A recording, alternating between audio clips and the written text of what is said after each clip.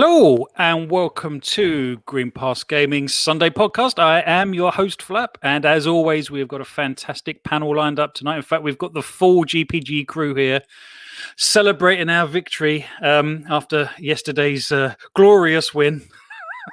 I am going to big it up quite a lot, to be honest. I'm quite pleased and proud that we've all managed to make it through to the final in the Halo tournament, but perhaps we'll talk about that in a moment before or after we've introduced the rest of the panel. First, to my right, as always, in the pilot seat, co-pilot seat, Puxley. How are you? Welcome to the show. Hello, evening everybody. Yes, I'm doing very well, thank you. As you just said, really good game yesterday of the Halo tournament. Really enjoyed it. I think we felt a bit more tense about it yesterday, but it was nice to get that win. We almost got a sweep as well, which is very close. It would have been cool if we got another 6-0, but it was nice to get a 6-1. It was good. Really enjoyed it. I think actually losing a game helped a little bit, to be honest. But that's true. I mean, we shouldn't get too cocky, should we? Oh, absolutely not. No, absolutely not. I think the final is going to be interesting, and I'm doing the inverted commas with my fingers.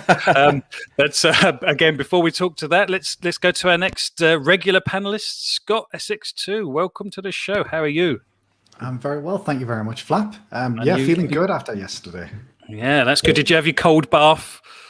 Did you I was sweating and I didn't really have too much time to take a break because me and Pucks were on the Indie Games podcast straight afterwards as well, so I didn't really have too much time to relax, but it was just really good, and I guess credit to Mr. Boomstick and Double Barrel Gamer because they give us one hell of a game, didn't they?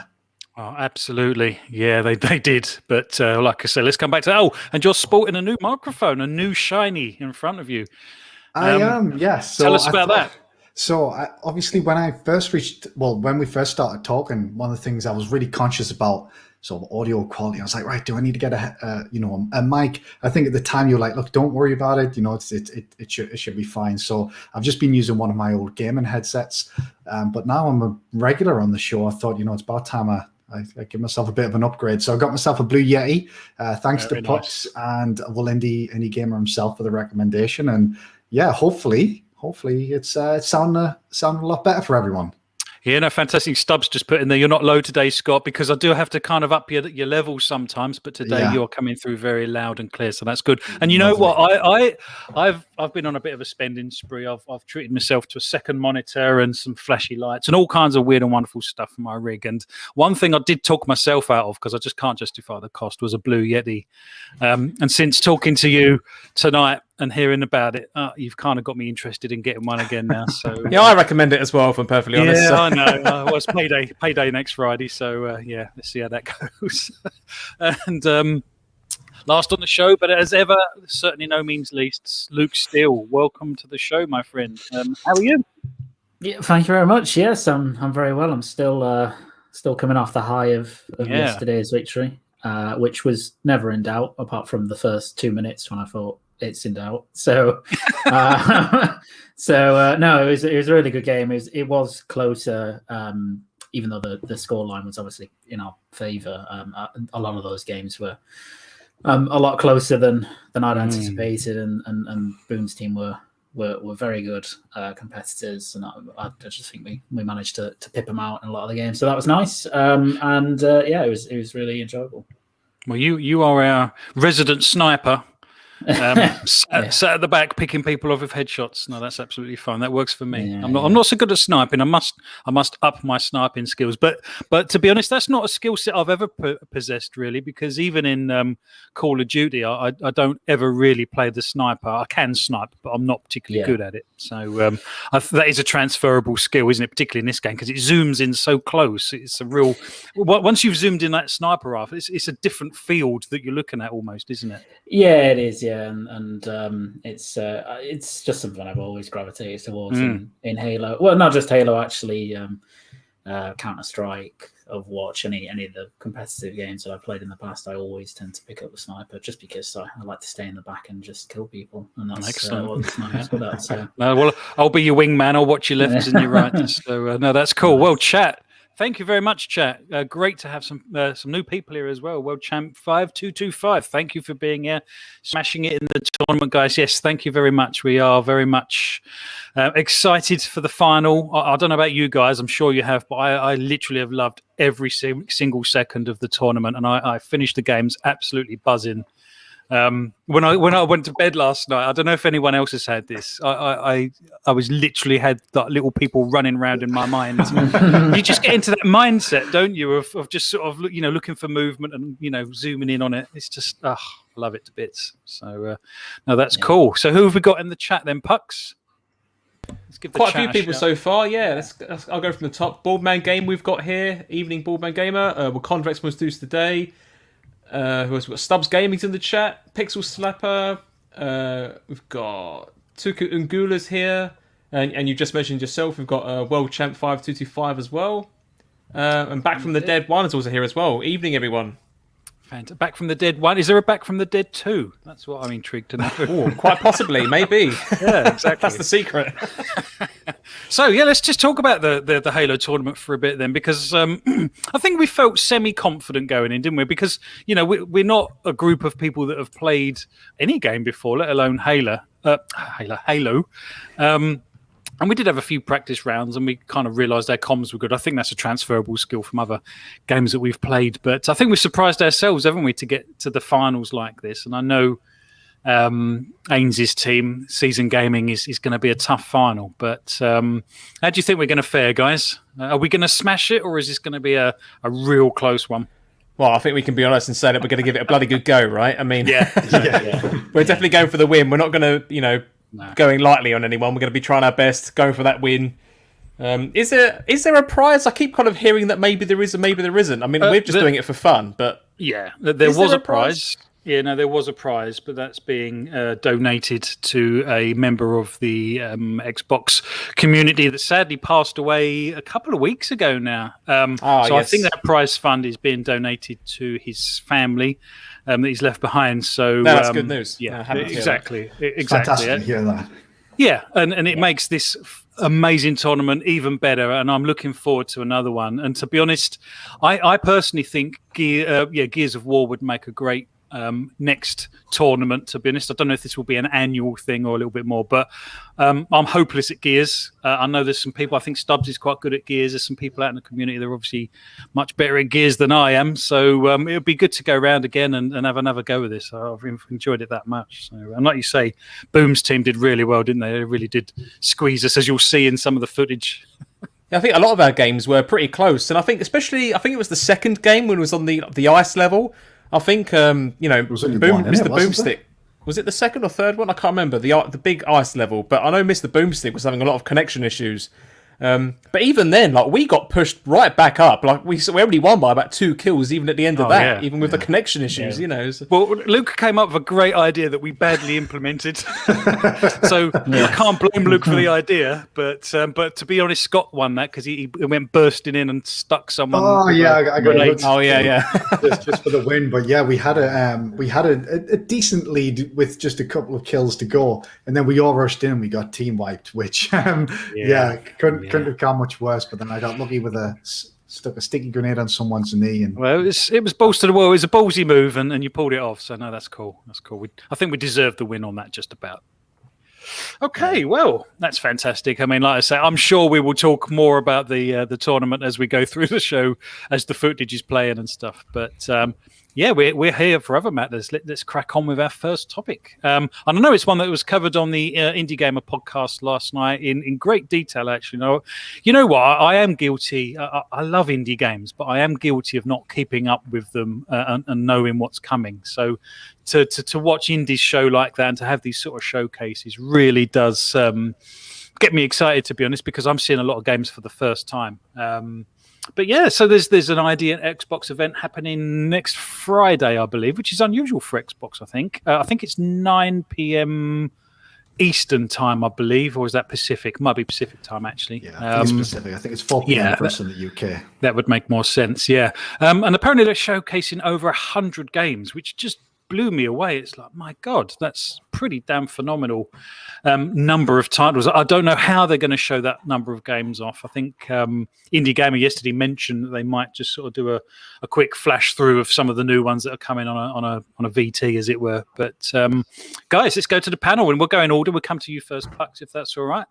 What games are you most looking forward to? And I know Indy asked this game on his podcast last night. Anyone who's watching this show hasn't seen that, I do suggest you go and check that out. But let's have the same conversation. What are you most looking forward to? Well, the game I'm most looking forward to seeing is one that I'm not even confident is actually going to show up. But it's a small indie title called Tunic. For those that don't know, it's almost like a Legend of Zelda-like game where you control a little fox rather than a person. That has to show up, doesn't it? Surely. I think it should do. And, this game appeared at Xbox's E3 show, I think 2017 or 2018, so quite a long time now. And again, as you say, it was spoken great detail on Indie Games podcast as well about this. But, it's made by one person, I believe worked at EA for the last 9 years of his career beforehand. So he's got some experience behind him. Okay. A guy called Andrew Shouldice. But it's definitely a work of love. I really can't wait to see it. I hope it... Even if it's not a release date yet, I'd just like to see some more updated footage just to know that development's going well and that hopefully it's coming soon. So for me, that is the biggest title I'm most looking forward to seeing or most anticipating seeing. But as I say, unfortunately, I'm not confident if it's actually going to show up or not. I'd be surprised. Well, if they're showcasing 100 indie titles, I'd be amazed if it wasn't there, to be honest. But I love the look of that game. The graphics, just, I don't know. It reminds me of The Tourist a little bit. It's that sort of, that kind of similar sort of view, isn't it? It's kind of isometric kind of view. Yes, yeah, it is, yeah. Yeah, well, I could have guessed that was right up your alley because I know you love those sort of games. But, I say because I know there's a Steam demo that came out very late August or very early September last year. And I was really looking forward to it. I didn't because it was the one weekend when my partner and I had planned a weekend away to go look at wedding venues. So I couldn't get out of that, I'm afraid. You've got to get your bloody priorities right, to be fair. Yeah, I don't think she'd be very happy with that, though. So yeah, okay. So unfortunately, I missed out on it. So I'm hoping there's some sort of other demo coming out for it soon. I'd like to hope. I don't see it happening, but we'll see. Was it seriously sort of for one weekend only kind of demo? Then? Yeah, it was part of the. I think it was the Steam Indie Games Festival. I think it was part of the summer festival that they have. So it was only for that weekend, like the Friday to the Monday. Which big shame because I was leaving that Friday morning as well, so I couldn't even get it downloaded in time. So. Because it wasn't live at that point, so I missed out, unfortunately. So I'm really hoping it shows up tomorrow. Gutted, absolutely gutted. Well, yeah, like you say, Friday. Hopefully, we'll have a little bit more info on it. Scott, what's on your wish list? Yeah, so Tunic's definitely up there for me as well. I think when we first saw that. It's been around for a good 5 or 6 years. I think it's. I actually learned something last night that did have a previous name, didn't it, Pucks? Before it was renamed to Tunic. Yes, it was originally called Secret Legend. Yeah, I didn't know that actually until last night. So I think the first time I saw it was at E3, maybe a couple of years ago, maybe 2018, 2019, when Microsoft first showed it off. And I think ever since then, pretty much everyone fell in love with it just because that. It's an adorable little fox. What's not to fall in love with? I guess. I'm guessing. I'm guessing Tunic is his name. Is it? I don't know personally. Yeah, actually, I'm not too sure. I would assume so. Actually, yeah, that would make sense, wouldn't it? Yeah. But beyond that, I think the other one that I'm really really looking forward to is 12 Minutes, which I think is another one similar to Tunic that a lot of people are really really excited for. The game just looks fascinating, but also got a I was thinking about this. Yeah, well, what about it makes it intriguing? Because I'm really intrigued about it as well, but I'm struggling to put my finger on quite why. Do you know what I mean? Is it the sort of the top-down thing? But what's... You know what it is? Indy asked the same question last night, and I think I really did struggle to answer it because I don't think it's any one element of it that has me interested. It's not necessarily the graphics necessarily, although I do think the art style is great. I do think that top-down view. I think it's a combination of just... Well, first of all, just the scenarios you find yourself in just seem to be all in small rooms. So everything sort of is contained within a small environment, whatever goes down. But the time loop mechanics, just something that has me just really intrigued, to be perfectly honest. And I guess it also helps that it's published by Annapurna, which, anything that they seem to touch, it just turns into gold. So what's the premise? Where does the 12 minutes come in? Do you know what it is? I'm actually not too sure. If I'm being perfectly honest, so if anyone else on the panel has a little bit more information on that, it's the protagonist is stuck in a time loop. Right. So the 12 minutes long. is by reference to that, I believe. So is the game going to be in 12-minute chunks? That's the bit I don't know, but I assume it is to some extent. I assume that each playthrough is timed, and obviously there's going to be many playthroughs, because the nature of it being in a time loop, I think, is to figure out why the hell you're in a time loop. Yeah, so there was a game called, well, it was literally called Minute, wasn't it? That came out maybe a year or two ago, where each run was just 60 seconds long, and you had to make progress. So I wasn't too sure if the 12 minutes was just indicative of the loop. It was literally going to be 12 minutes per loop, and you're going to have to replay that 12 minutes and making progress each time. So it's like I say, it's difficult to really put my finger on what it is. I just think the entire premise is just fascinating. I think it was described as sort of like a psychological thriller, which also has me interested as well. So really curious to see that. And then the other one that I don't think an awful lot of people are too excited about, but haven't played the likes of SSX Tricky and games like that in the past, Shredders, which is a snowboarding game coming, has me interested as well. Does seem to be very much inspired by sort of those old school snowboarding games as well. So really looking forward to hopefully seeing both of those, because neither of them are confirmed, but I would like to think that both, or at least one of them, will turn up.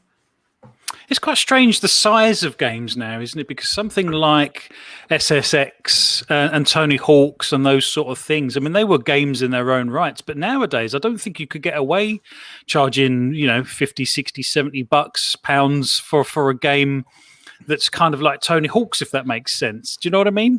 So it's kind of left up to the indie devs to make that kind of size game nowadays. Does that make sense? Yeah, it does. And I think especially from the skateboarding perspective, obviously we've not really had a big skateboarding game since, I guess, Tony Hawk's and Skate. But there has been a lot of games in that genre in the indie scene, like Skatebird, Skater XL, and games along those lines that have sort of filled that gap. I don't know why that is, though, because I think Tony Hawk's Pro Skater 1 and 2 Remake has proven that there is appetite for that type of game. But it almost feels like they had to bundle 1 and 2 together to justify the cost of it. If that makes sense. Yeah. Do you have any theories as to why that might be? I just think we've moved on as a gaming community. I think we just expect so much more from our games now-wise, content-wise. Do you know what I mean? I guess in the world of Destiny and these live service games, I guess people just have like a different sort of expectation around what you're going to get for each game, aren't you? So, but the good thing is it does leave a gap in the market for the indie games to sort of fill in that kind of mid-sized game, as it were. Yeah, we had an interesting chat last night as well about this, because Indy asked me a question regarding about indie games and development, and I brought up the question of does publicity for an indie game almost cause it more issues in a way, because as much as indie developers want to have that publicity to sell their game and obviously make a living off of it, the other side of the coin is that as gamers, do you then expect too much, and that puts pressure on the devs to make the games bigger, if that makes sense, and that's why you get these delays and stuff. Yes. What was it? I think it was Tunic he was mentioning that about, wasn't it? Tunic was one of them, but there was I can't remember what it was, but there's a few other examples of games that we'd also mentioned yesterday, because it's happened to a number of big titles now. Like Cuphead, for example, was a good one. That got delayed significantly and almost changed into I think the scope of the game expanded about 3 times its original planned scope. I mean, yes, it's a great game, but it just goes to show, in a way, the pressures that the devs feel after after all the critique, I think what happens is an indie dev comes up, and let's say he's a 1, 2, 5, 10 person team. They come up with an idea and a premise, and they've possibly released a few games before, and everything's been fine. But they'll come up with a game, and everyone seems to really like it and go for it and like the premise. A little bit like 12 Minutes and Tunic and stuff. And then I think they think, oh shit, perhaps we need to make it more than we'd had planned. And like you say, it then starts to get stuck in this kind of development hell almost, where they kind of feel like they have to add more and more content and increase the sort of scope of the game to a certain degree. But I wonder how. I think Psychonauts 2, while I guess no longer indie, is a good example though of where taking that extra time allows the developers to realize the original vision. I think Tim Schafer's been on record talking about how now that they've been purchased by Microsoft and they've got that extra time and probably more importantly, that extra money, they can actually go back and put things in the game that they want to do that they wouldn't have originally simply because they didn't have the time or the money to do so. I think things like boss battles and Cuphead's a good example where that was delayed, but they wanted to add more so they could realize what their original vision was for the game without having to worry about pushing something else so they could start getting sales and start generating revenue. So it is good that they can take the time and realize whatever they originally wanted to actually develop rather than, I guess, the harsh realities of game development being forced almost to put something out just to start, I guess, putting food on the table in a lot of cases. Like we said with Tunic, it's one guy, if these developers do need to generate some money somehow. So no, absolutely. No, I'm really excited for this, Luke. I'm conscious we haven't come to you yet. So yeah, anything particular that takes your fancy that you want to absolutely see at the show? I think so. Going off some of the stuff that's already been confirmed to be there, so the Ascent is a big one. And Indy did a really good video the other day on that, which I'd suggest people go and check out. And that just looks completely up my alley through every element of it. So the cyberpunk environment is a big one, but also the fact that it's, it looks kind of like an isometric kind of Diablo-esque game. It looks like loot's going to play an important part, which I'm all for. So it just looks really cool, and I think that's going to Game Pass as well. Which is even better. So looking forward to that. I think there's going to be an update. I think they've confirmed an update on Stalker 2, though I'm not sure what that's actually going to look like in terms of an update. But certainly the first game was a really, really cool game. And the developers, it's only quite a small team, but they tend to aim for kind of a big budget look. So it's this kind of unique position where it looks like a AAA, even though it isn't. And I suspect Stalker 2 will be the same. So I'm looking forward to that. In terms of stuff that's not there, nothing comes to mind at the moment, except I guess I'd like to see more of Scorn, which... Oh, okay, that's gone quiet, isn't it? Yeah, which has gone quiet for a while. And I think that's supposed to release this year. And obviously it's kind of tied in with Xbox. They've confirmed it's coming to Game Pass, etc., and that just looks super unique and super different. And it's been in development for I've followed it since it was announced, and it's been in development for so long, for years and years and years and years. And I just hope it kind of ends up as a vision that it was intended to be, which is this kind of weird Geiger-esque, first person puzzler, which I just think's super different, something a bit different. It looked creepy as hell. Yeah, it did. It's got a that Geiger inspired art style, and it just looks. It's got a different approach for a first person shooter. It isn't, there isn't an emphasis on the first person shooter element. I mean, there is that in the game, but it's a lot of puzzling and that sort of thing. So it's quite different, and it looks quite unique, and it's been in development for so long. I just hope that it comes out quite well. So I think those are the main ones. Obviously, always want a surprise. Well, that's a strange thing, isn't it? Because I was writing a list of games that I'd like to see, and to be honest, we've ticked a couple off the list already, as in Tunic and 12 Minutes. But I'm thinking, well, I've only probably got about another 4 or 5 here at the most. So it's like, if there's over 100, that's going to be another 95 titles that I've either forgotten about or don't even know exist. That's a huge number. Yeah, and I think as well, I know that. I think it's Drinkbox Studios are going to be there, and I think those are the developers of Guacamelee. I think that's them. Okay. So, and the Guacamelee 2, and those games are brilliant. So it seems like they're going to be announcing whatever their next title is, which is going to be really exciting. But I think there will be, one big surprise, one good surprise. It would not surprise me, and I think it's a kind of overdue. If one of the announcements was a Hades coming to Xbox. Yes, I would love that. I would absolutely love that. That would be I think that would be great. And if Microsoft could get that for Game Pass as well, I think even better. But even if it's not, I would recommend that people pay the £15-20 that game will be, because it's sensational. I've been holding off, because I've got a gaming PC. I could play that right now almost, but I've been holding off. Hopefully it will come to Xbox, but also hopefully Game Pass, but perhaps we'll come on to that in a second actually. But no, that's cool. Chat, thank you for being here, everyone. I've got some great chat going on already. I absolutely love the chat. We've got a couple of from Stubbs that we'll come to at the end of this bit. But Pucks, let's catch up with the chat just quickly. Yeah, sure thing. I've got a comment stored here from Baldman Gamer, who says, I'm most looking forward to 12 minutes, and I think Xbox is going to shock us all at the very end when Phil Spencer comes on and says, everything you've seen today is coming day one on Game Pass. Well, that's kind of our next subtopic, so perhaps we'll come back to that. Yep, no worries. Ballman Gamer continues, I saw this as well. So the info about 12 minutes seems really good. Your wife is accused of murder after a police detective breaks into your home, kills you, and then the 12 minutes starts again, hence the loop that Luke mentioned earlier.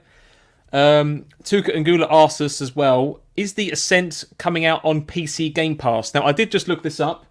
It looks like it is coming to Game Pass for console. On PC, it's coming to Steam, but I haven't seen anything regarding if it's coming to Game Pass on PC. So, as far as I'm concerned at the minute, anything to do with PC Game Pass is yet to be announced. So, the short answer right now is no, it's not confirmed, unfortunately. Unless anyone in the chat can correct me, but from, again, what I can see, there's nothing confirmed about that, I'm afraid. Okay. Do you want me to read out the Stubbs ones as well? Did you say what you come to us later? The first Stubbs one we'll come back to at the end, if that makes sense. So no worries. Stubbs Gaming says, Silk Song, the big surprise wow moment. I'm a Hollow Knight fan. I think we all know this. Yep. I know Luke is as well, definitely. I asked this question last night if we expected to see a Silk Song release date announcement. I think Indy's take on this was no, because they seem to have some sort of marketing thing with Nintendo. So a lot of the Hollow Knight stuff more recently has been shown specifically on the Nintendo Indie World showcases. So and that is true, so it makes a lot of sense. But part of me would like to see it here as well. It's a good opportunity, I think, because it's not strictly Nintendo. But I don't. What do you think, Luke? Do you reckon there's a chance we'd see it, or do you reckon it's going to be a Nintendo Indie Showcase thing? I'd probably agree with Indy. I feel like it will show up somewhere like that. I'd love to see it. I'd really love to see it at the showcase. But I think even if we did, I don't think we'll get a release date, because I really do think that's quite a while away. And by a while, I think next year. But I could be wrong. Okay. But, Hollow Knight, the original, took quite a long time to develop, and Silksong wasn't even intended to be a sequel. That's true. So their scope has, increased a lot. We've got COVID, they're only small, etc. Was it going to be a DLC then? Yeah, essentially, it was going to be kind of a bit that you added on to Hollow Knight, which would have been great, but there was so much clamour, I think, for an actual, give us a full sequel that they've bowed to that. So I'd love to see it, but I don't think it'll be there. Well, again, that kind of plays back into what we said earlier, isn't it? Where I think the indie game devs, when they've struck that sort of vein of gold, as it were, that they almost get overwhelmed with the cries from the public wanting more, which is both fantastic for them, but also a massive challenge that they feel they have to meet. Yeah, I guess the success of the first one though will likely have helped fund what was just DLC to turn into a full game. So, I mean, what's most impressive about the original as well, I find, is that it had 5 extra DLC expansions, all of which were free. Never charged a penny, so it's all very good on the devs. And I think it was a good move, personally, for it to be a sequel. But as you say, I'd love to see it in the showcase. But I think it's going to be a Nintendo Indie World, personally. I agree with you there, Luke. Another comment here, from XYZ786, who says... what's your preference, console over PC? What makes you prefer console over PC? That's aimed at me, because I said I was waiting for it to come to Xbox. Good question. And in fact, my answer has probably changed slightly over the last couple of weeks. I think because I'm working from home at the moment, like most of us are, when I'm at my PC and on the screen, it almost feels like I'm in work mode and stuff. And historically, just sat at a PC feels like that. I quite like playing on console because it feels like I'm in my leisure time. if that makes any sort of sense. And I do like using controller. I mean, I'm quite adept with mouse and keyboard, but I think my preference is controller. But yeah, it's quite a fine sort of difference, I guess. But yeah, I just prefer sitting in front of my TV playing a console. Was that everything? Oh, let's go back to Stubbs' one. So Stubbs Gaming says Green Pass, my Stubbs cast shows won't be on Sundays when it returns in a few weeks. That's interesting, Stubbs. While we're here and we've got 26 people watching, when will it be? Give us an update as to when it will be. Then what nights will it be on, my friend? Because yeah, it'd be good to catch up. It was always a bit of a rush to end this one and jump over, but yeah, keep us posted and let us know when that will be happening. We didn't go through my list. Well, have we? No, we're not done. Yeah, keep going. A few more have come in that I do want to read out, actually, if you don't mind. Another one here from Tuka Ngula, who says Microsoft is setting the community up for a very exciting next couple of months. 100%, definitely. I think we're all looking forward to seeing what new stuff's coming this year. Got a comment here, say, from Jonathan Lopez, who says, "Hey guys, first time listener. Is this your only show, and do you do daily content?" Well, welcome, Jonathan. Thank you very much for listening. We mainly do our podcast on the Sunday. That's the main one we've done. We're also part of the GBTB Halo tournament, so we have started streaming that on Saturday evenings. But for now, we only do the Sunday show. But we do sometimes try to do bits here and there during the week, but when time allows, I'm afraid. Another comment here from XYZ786. I was watching recordings over the last few weeks. Glad to be able to catch the live podcast today. Good, yeah, nice to have you here. Yeah, thank you very much. And my final one here from Tuku and Gula again says, Xbox marketing boss apparently told fans not to expect any world premieres or big announcements anytime. Something tells me this was their attempt at tempering our expectations. Yeah, I mean, they had their fingers burnt last year, didn't they, with both the May and the July showcases to a certain degree. So I appreciate their caution, but also you can't say that you're going to be showing off over 100 games and not get people excited about it, I guess. But I can't, when it says that you don't expect any world premieres, it's like, well, I'm not aware of 100 indie games coming out, so some of them's got to be a premiere, surely. Yeah, and the announcement even says we'll also be making announcements about independent titles coming to Xbox. So I think it's wise for Aaron Greenberg, who I believe said this to set expectations, because if you remember, it was him who took most of the flack in May last year around that event and how the expectations were set a little too high. So, but like you say, Flap, they can't be showing 100 things that have already been announced. So I would expect maybe one or two things at the very least that are unannounced.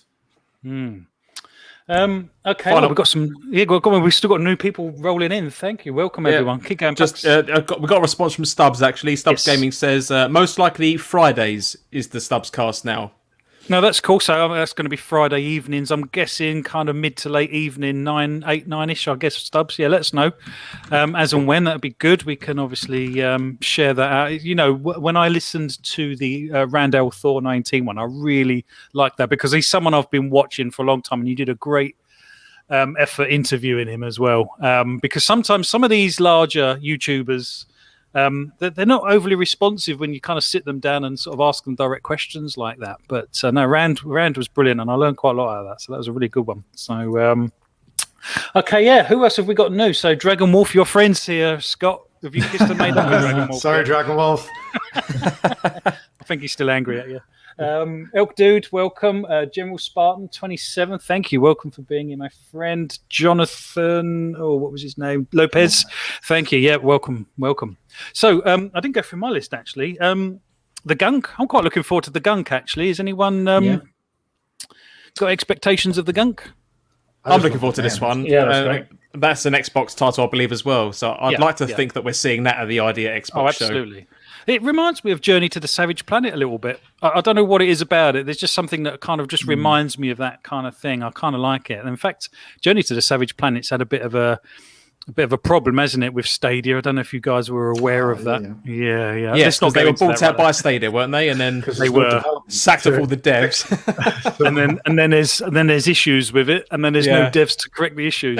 But the part of me kind of finds that funny, but part of me is actually distraught because I really like that game. I bought the DLC. I thought it was a great little game. I really played that to death. But Here's one for you, and this is another one of my real absolute favourite indie titles. Is Supraland. I really loved that game, and there's been some great news come out about Supraland over the last week or so. I don't know if you guys are aware. Apparently on Steam they've just hit 600,000 unique players, which is pretty cool. And they were actually also working on a DLC, but they've actually turned it into a little standalone game. So there's I think it's called 6 Inches Under. And that's due second half of this year. And they're also working on Supraland 2 as well. That's in pre-production at the moment. So I'm quite looking forward to that. I just need to ask this. Is anyone, and chat as well, anyone excited for Bright Memory Infinite? Or have we gone off that now since we've had Bright Memory? I did play the demo. It was a demo, wasn't it? Well, it's kind of a paid-for demo. Yeah, I've kind of gone off it since I've played that. I've got to be honest. Chat, I'd be intrigued to know. Luke, did you play that? No, I didn't. It looks okay. Bright Memory Infinite. I think it looks nice. I wouldn't say it looks spectacular. It's one of those where I feel like it will come out and it will be cool for what it is, but it won't be a memorable experience. Yeah. And I could be completely wrong, and I don't mean to crap on the game or anything, but I just never looked at it and thought, oh yeah, I can't wait to play that. It's just I think graphically when they showed it off, I think it was in the April showcase, wasn't it? It was in the early one, May, sorry. It looked fantastic. It's like, oh my god, this looks next gen, and it did, to be fair. Is it just one guy? I think it's one Chinese developer, I believe. I think he's got more now. So it started off like that, and it's expanded scope a little. Not by a great late time, but I remember Puck's raise, because obviously Puck does a bit of game development yourself, don't you? When you heard it was a one-man team, I could hear your eyebrows raising, thinking, "Hang on, one guy hasn't just done all of this." No way. Fair, I actually looked into it, so it turns out, I mean, not that it's anything wrong with doing this, but obviously a game of how well it looks, it's like, surely not one guy's done all this from scratch. But it turns out that the guy did he did pay for assets from the Unreal Marketplace and things like that. So it wasn't all his own work necessarily, but that's not a problem. People do that all the time, right? So, but it goes to explain. I think he remodeled some of the bits himself, and because you're allowed to edit the models and stuff like that. So there's a few tweaks here and there. So it wasn't. I mean, you could argue technically it's not his own work, but he is putting the whole game together himself. Is the difference, if that makes sense? Yeah, no, so it's still impressive. Right, we're having a big show tonight, guys. We've got loads of chat flooding in, and we're only halfway through this first topic, so I might have to truncate it slightly. Pucks, let's just go back to the chat and catch up with some of that a little bit quickly. Yep, I've got a few more save. Shizno Elite here says, I just saw Journey to the Savage Planet is leaving Game Pass soon. Love that game. I'll have to use the disc now, lol. I played it to death. I think 1,000 games scored that, plus the DLC, so there's not much left for me to do, I guess. But yeah. Another one here from Demented Squire 7, who says, probably in the minority here, but do we really need over 100 new game announcements? Don't get me wrong, I absolutely love indie games, but it just seems quantity is taking lead here. It is a strange, isn't it? It's a strange. I mean, if they'd come out and said 20 new titles, I'd have been surprised. So for it to be 100, it does seem, I don't know, it seems an awful lot, doesn't it? I do wonder what exactly is going to make up the vast majority of these, though, because in the announcement for this event, they did say there was going to be trailers and gameplay for 25 games, and they listed obviously a couple of them. So what else is there going to be for the remaining 75 plus games if there's not going to be trailers or gameplay? What else can they show, really? I do wonder how long this event's going to be, if it's going to have things like interviews, and like I say, they're going to cover over 100 games. But I did mention this actually last night as well, because I did wonder, 100 plus, I mean, even 20, 30 plus seems like quite a lot. And I would be worried for maybe some of this other, I was going to say smaller titles. Obviously, it is an indie showcase, so they are generally a little smaller in scope anyway. But, some of the maybe less popular or less well-known titles that show up, are some of them going to be sort of just hidden? Are they not going to get the exposure that maybe they deserve? Say something like Hades does turn up, or we do get an update on 12 minutes, or we get a release date from the Ascent. Those sorts of games are probably going to sort of demand all the headlines. And then I would worry that some of the other games would just get buried under all of that news. So it'll be interesting to see how it pans out. But yeah, I do sort of agree with Demented Squire that maybe 100 is going to be too much for a single show.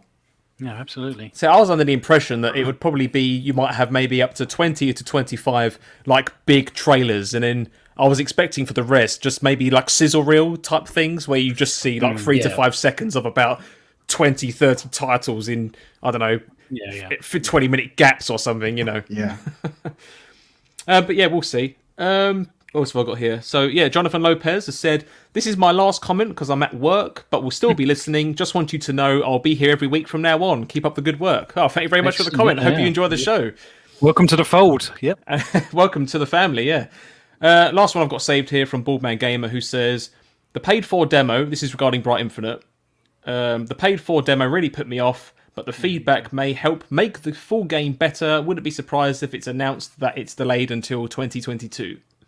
Yeah, it put me off a little bit as well. To be honest, that's why I asked the question, if I'm honest. But paid for demos don't really work, do they? Like £7, not an awful lot of money, I guess. You know, it's not like a full price game, but £7 for a demo. I think you could play the demo in about 15 minutes as well, if I remember correctly. I believe it was rather short as well. Yeah, it's a bit longer than that. I have got the demo, and I say that I've put about 10 minutes into it. I don't think I was 5 minutes from the end. Yeah, I do believe it was on the shorter side. So it did seem, £7 seemed expensive for what. I was really surprised with how arcadey it is. It's a really arcadey kind of game. But I wasn't expecting that, to be honest. But Luke, let's come to you if you don't mind. Let's just try and round up this topic if I can. So I've truncated it somewhat as best I can. But do you think that it's quite significant that this is being streamed on Twitch by Xbox? Because obviously YouTube's normally their main platform for this. Is there a hidden sort of secret in the fact that they're streaming to Twitch, and that Xbox and Twitch may be having a closer working relationship going forwards? Possibly. I don't know for sure.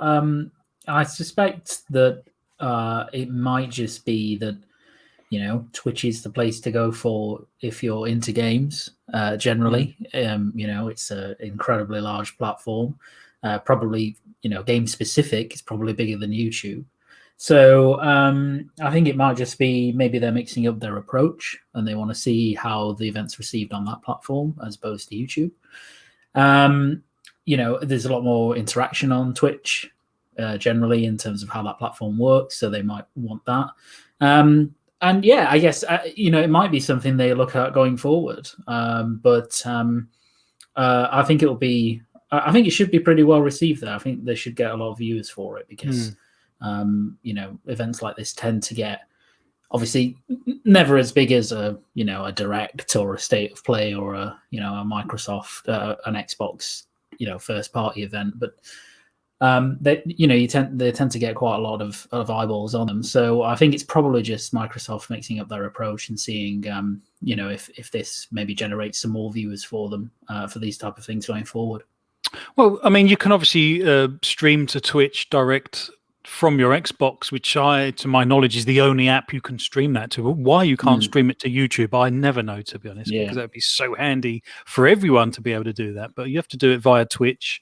Just seems odd to me. It just seems really odd. So, and obviously with Mixer going, just makes me wonder if they're going to kind of partner a little bit close with Twitch and Stubbs just put actually, if they make the Twitch app, make it better because it doesn't work very well at the moment. And I'd have to agree with that, to be honest. It's the integration it kind of works, but it's not very user friendly. Anyone else got a comment on the fact that it's getting streamed to Twitch?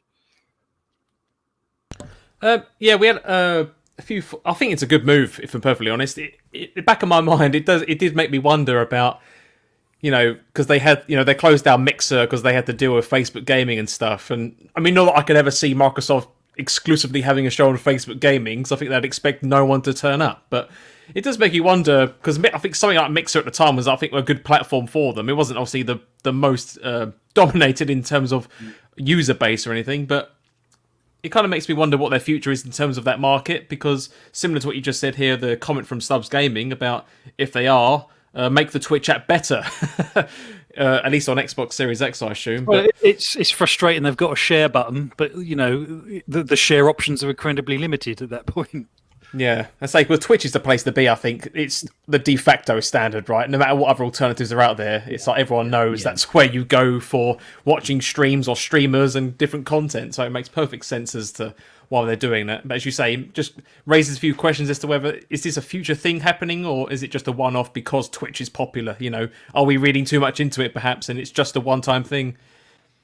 Well, I mean, Twitch is owned by Amazon, I guess.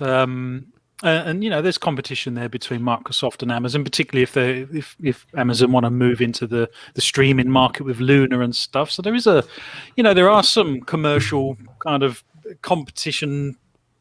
I don't know. It just seems strange that they were going to do it on Twitch and not YouTube to me, as that's been the platform in the past. And perhaps I'm reading more into it than there is, but it's interesting to see where that one goes. I think we're caught up with the chat, aren't we, Pucks?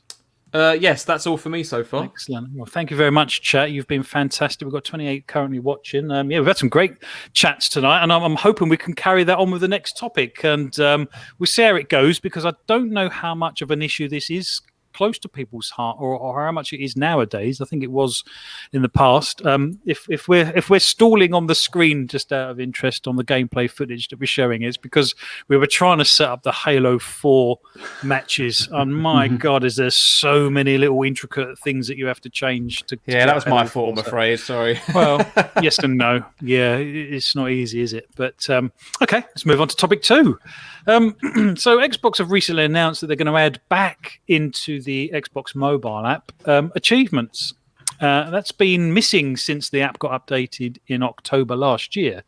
I think it's confused quite a few people as to why it's been missing in the first place. And with the advent of the new generations, I think achievement fans were hoping perhaps there might have been some innovation around achievements and stuff. But, it's just more of the same. I mean, even the dashboard's incredibly similar to the Xbox One generation. And in fact, apparently the last major update to achievements was back in 2016 when they added the rare achievements and how many people had managed to get those achievements and stuff. And there's also been a few comments that there's some really tiny, we'll call them indie titles, but they're basically just about a game that you can get 1,000 gamer score. So you pay for this tiny little indie title that will give you 1,000 gamer score, and you're basically buying gamer score. So let's just have a quick whiz round the panel and chat. Get involved if you can.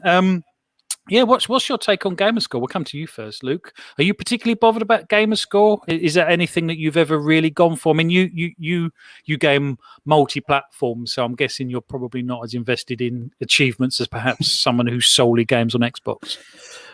Yes. To summarize, I have been gaming on Xbox since literally the inception of Xbox Live.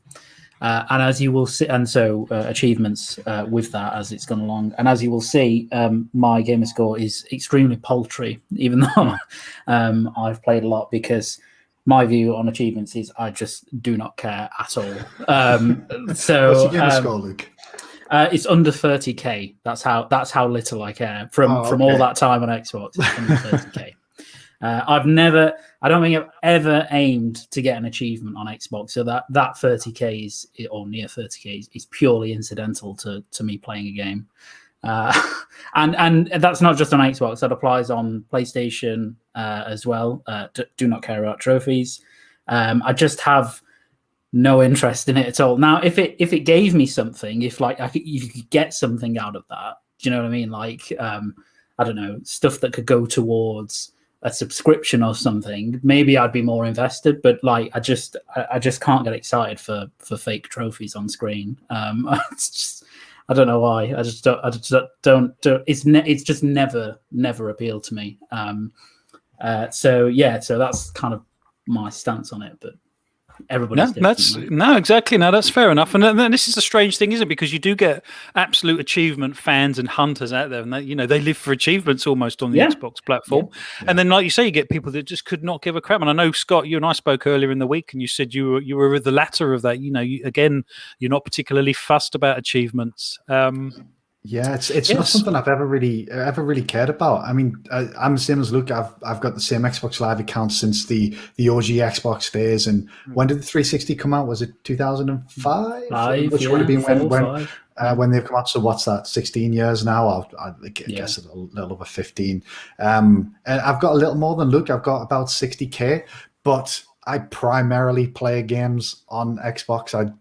I didn't have a PlayStation 3 or 4, and I haven't gamed on PC for a long time. So Xbox has been my primary platform. So even though it's a little higher than Luke's, my game time's been spread a little bit more. But yeah, if you consider that, and actually what I will say is and Luke, maybe just for your information, I don't know if you use Microsoft Rewards, but they have had these little events recently where you can basically redeem 10,000 up to 10,000 gamer score into 10,000 reward points during the event, which you can obviously then use to get gift cards or Game Pass and things like that. So my gamer score increased last year by about 20k because they first launched that. Prior to that, it was about like I say, I think I got about 19,000 gamer score or something in 2020.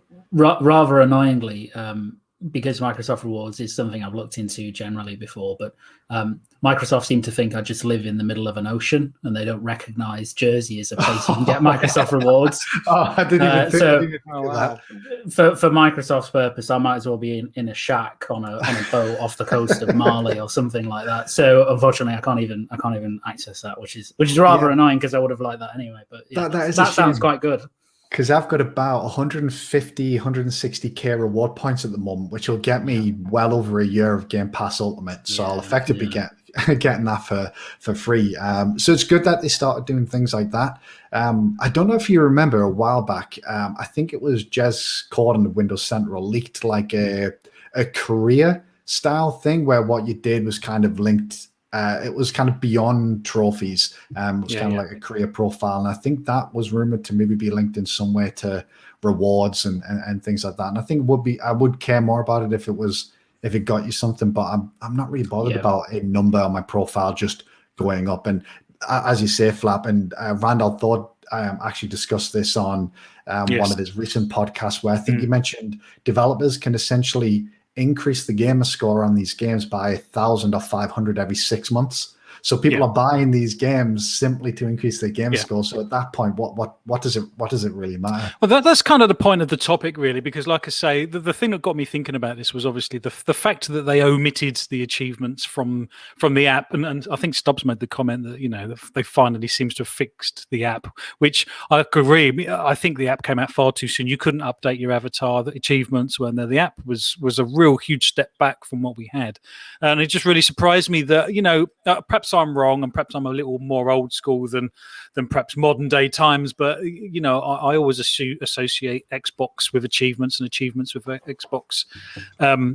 Because I came into the Xbox ecosystem during the 360 era, and I really loved achievements. I thought they were fantastic. I think achievements do have an upside, and perhaps we'll touch on those in a sec. Pux, what's your take on achievements? I think you don't mind an achievement, do you? Yeah, I'm not in the same boat as Scott and Luke. I love achievements. Yeah, I do. I think they add a new dynamic to the game. I'm not an achievement hunter. I'm not someone that has to go. I don't have to get 1,000 every game or things like that. Yeah. Because a number of games and developers, I think this might not be the right way to put it, but I think some people do achievements wrong, and I think they just make them either too obscure, too difficult. Like some of the Gears of War ones, like they had the seriously 1.0, 2.0 in the other games, and it was like to get like 100,000 lifetime kills, and it was 1 million, and it got ridiculous. It was like, and when you look at the percentages, because there's that feature now, like it's less than 1% of all players and things like this. So I can understand for like the pure game like completionists out there, or the ones that love the franchise, but if you love that gamer score and you just know you're never going to acquire some of those numbers to unlock it, I just think it's a bit of a kick in the teeth in a way. It's like, I love the game, but I'm not that committed. do you know what I mean? Yeah, I do. Because I've recently jumped back onto Call of the Sea, actually, and I finished it, really enjoyed the game. And one of the things I like to do is that I go through the achievements list. I say, what's it got? What can I grab? And I will go out of my way to do it if it's not going to take a lot of effort to do. And Call of the Sea had a load of really obscure ones. Like in this chapter, you had to find the secret thing or whatever it was. And it was a bit of it didn't really fit the game. There are things that you wouldn't have done naturally, which kind of annoys me sometimes. Like achievements where some games it works, because you read an achievement, it goes, oh, I didn't know you could do that thing. There's an achievement for me to do something I didn't even know was a feature in the game. So those are quite cool, I think. Yeah, but then you know what? And that's. I was going to say, I was just come to the good points, and we'll come back to you, sorry, Pucks, in a sec. Yeah, but yeah, I think I've played games, and I've had a quick look through the achievement. It's like, oh, I didn't even know I could do that in the game, and it's actually opened up an extra aspect of the game that I wasn't even aware of. So I think achievements can be kind of good from that perspective. Yeah, no, I do agree with that as well. As I say, I think some, depending on how it's done, again, back to Call of the Sea, there were some where it was so. In Chapter 1, I think most of us have played the game. You know, you come off the boat and you look around the beach a bit, and then you do the puzzle, and then you cross over that bridge, and you're into Chapter 2. Yeah. So one of the secret achievements is after you do that puzzle, you shouldn't instinctively go across the bridge. You need to go back to the boat to then realise that it's disappeared. It's just like you would never do that naturally, so it kind of doesn't make much sense for me. So how did you know it was there? Was it that you saw the achievement? Yeah, I googled it. Yeah, okay. Yeah, to an extent. I like secret achievements a bit, but if I've done the game and I've done what I feel is most of the content in the game and there's still a secret achievement there, I won't try to guess what it is. You know, like most people now, I'll just Google it. And I've recently started using true achievements, actually, as a way to kind of track my score and see what I have and haven't got. And if it tells me a guide on how to do it or what the best way to do something is, I'll probably follow it. There's two of those sites that are similar to it, and they're absolutely fantastic because they'll post links and videos and all sorts of stuff, how to just get this achievement. So for someone who is, and this goes for you, chat, as well, and this is really divided, the chat. It falls into two categories. Either I love achievements or I hate achievements, or not bothered by achievements, not hate them. What's your most memorable achievement? Are you asking me? Yeah, is there only one particular one that you went for? Oh, Jesus. God, man, you've really put me on the spot here. I think one that really sticks out for me is the Mile High Club on. That's a good shout. That is a good shout. Pod 4. For those that don't know, that was. Oh, so go on, explain it, Flat. Oh well, no, you have to do it on veteran. So basically, it's one hit and you're dead, pretty much. Two hits if you're incredibly lucky. If you take the first one to your foot or something, and it's just against the AI. And you're on a plane and you have to rescue the president, don't you? And you have to go all the way down one end of the plane, up some stairs, and then back up the other end and rescue the president at the very end. But the difficult part of that is that you're on a time limit, and the higher the difficulty, the less time you have as well. Yeah. So I think on veteran you had about a minute to get to the end. Yeah. and there must have been about 30 enemies, and they kind of spring out from, and you have to hit every shot almost perfect, don't you? And then there's a bit at the very end, there's like a slow-mo bit where I think there's a hijacker. It's actually the president's daughter, I believe, isn't it? He's got her, and you have to kind of shoot him in the head in slow-mo and stuff. But that's always a standout one for me, because I know at the time that got a lot of people, you know, if you had the Mile High Club achievement, that means you'd kind of completed COD 4 or Modern Warfare as it was. Yeah, no, that's what's good. Let's go to the chat just quickly. I've got a lot of comments to read out, actually. Yeah, go on. Let's get that done. Yeah, so Demented Squire 7, love myself some gamer score, not far from the million, but the shovelware recently is horrible and devalues it so much. And I think that's very true. There's a lot of games out there which are literally just gamer score farms, aren't they? Well, I was almost going to say, you know, if we've come to the end of the road with achievements, as in innovation and what's going to happen next, isn't just your gamer score more of a how long I've been in the service than how proficient and good you are at games, if that makes any sort of sense? Because obviously the longer you are in the service, the more gamer score you have. You know, I've got 115, but it doesn't mean to say I'm brilliant at games. It just means I've been subscribed for 14 115,000, I hope you mean there. Yeah, sorry, 115,000. Yeah, but like I say, I mean, you know, Randall Thor he's known as the man with a million, and he got that quite a few years ago now, so I don't even know what his gamer score is nowadays. Perhaps Stubbs knows, he interviewed him. But yeah, you know, it just sort of, I don't know, perhaps we're losing focus a little bit because gamer score is so... Do you remember back in the day when arcade games limited you to 200 gamer score? Yes. And it was only full-blown titles that had 1,000, and they obviously... They also had a size limit as well. Was it 20 meg or something, arcade games? I think it was like 200, and then they raised it to 500 eventually, but yeah, it was definitely fairly small, because if you remember the 360, it wouldn't have been 200 meg. It wouldn't have been 200 meg, would it? Don't forget that games back then were nowhere near as big. No, I remember getting my back in the day when I got my 360. I actually got that free with a mobile phone contract, like you used to get in the UK. They gave you gifts, and I got the arcade version of the 360, and it didn't come with a hard drive, so I had to pay for my own separate 20 gig hard drive that clicked on the top.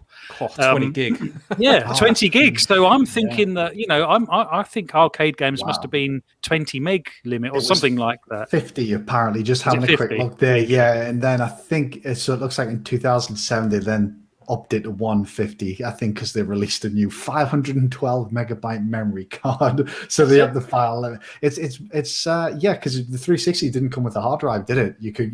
Well, the arcade the premium edition did. Yeah, I was going to say there was two. There was the arcade and the premium, wasn't there? And then you had the Black Elite. Do you remember the Elite version that came along afterwards? I think that had a 60 gig hard drive or something. And I remember my the PS3. You could have a choice between a 20 and a 60 gig hard drive. Yeah. God, we sound really old now, don't we? They were talking a while back there. How did we ever get this old? Wow. Sorry, Pax. That's all right. I've got a few more here, but just before we carry on, I just want to say that I ended up with so many games on my 20 gig hard drive. I ended up actually investing in the 250 gig add-on, and I booted it up the other day to put some saves onto the cloud for the Series X, and I think I still, with about 70 titles installed, I still had 60 gig left. Just goes to show. Comments. So another one here from Shizno Elite. I enjoy when achievement pops up, but I don't really chase them. Indie Gamer says, Luke is a PC gamer too, though, so that's probably something to do with why he's got a low score. Yeah, no, it's true. Yes and no, but now we've got the Xbox game bar and the app on the PC. Strange enough, there's a few games that you can actually get the same achievement twice, depending on whether you're playing it on Xbox and PC, isn't there? I'm sure the achievement hunters know all about that. Yes. Ballman Gamer says, I've never really been interested in achievements. Same with trophies. When I was over in the PlayStation ecosystem, I tend to find lately I'm not finishing games to completion. XYZ786 says, if I'm being completely honest, I'm not really fussed about gamer score. I just focus on trying to get through as many games as possible. Focusing on achievements slows that down. Oh, just before you go on the next one, Stubbs has just come back. Rounding up, it looks like Rand has got 1.3 million, 1.287. Wow. But wow. Another one here from Demented Squire 7 says, see, I don't count a game as complete unless you hit all them achievements in a game. Can we talk about that comment for a second, actually, because that's such a fascinating insight. Because if I did that, I would complete maybe one game every 2 years or something. Because if I see credits, I consider that as completed, generally speaking. Unless obviously it's a game where you'll see credits multiple times, like Nier or something like that. But yeah, I think that's fascinating. It must take Demented Squire and people who have that mindset just so long to complete any game.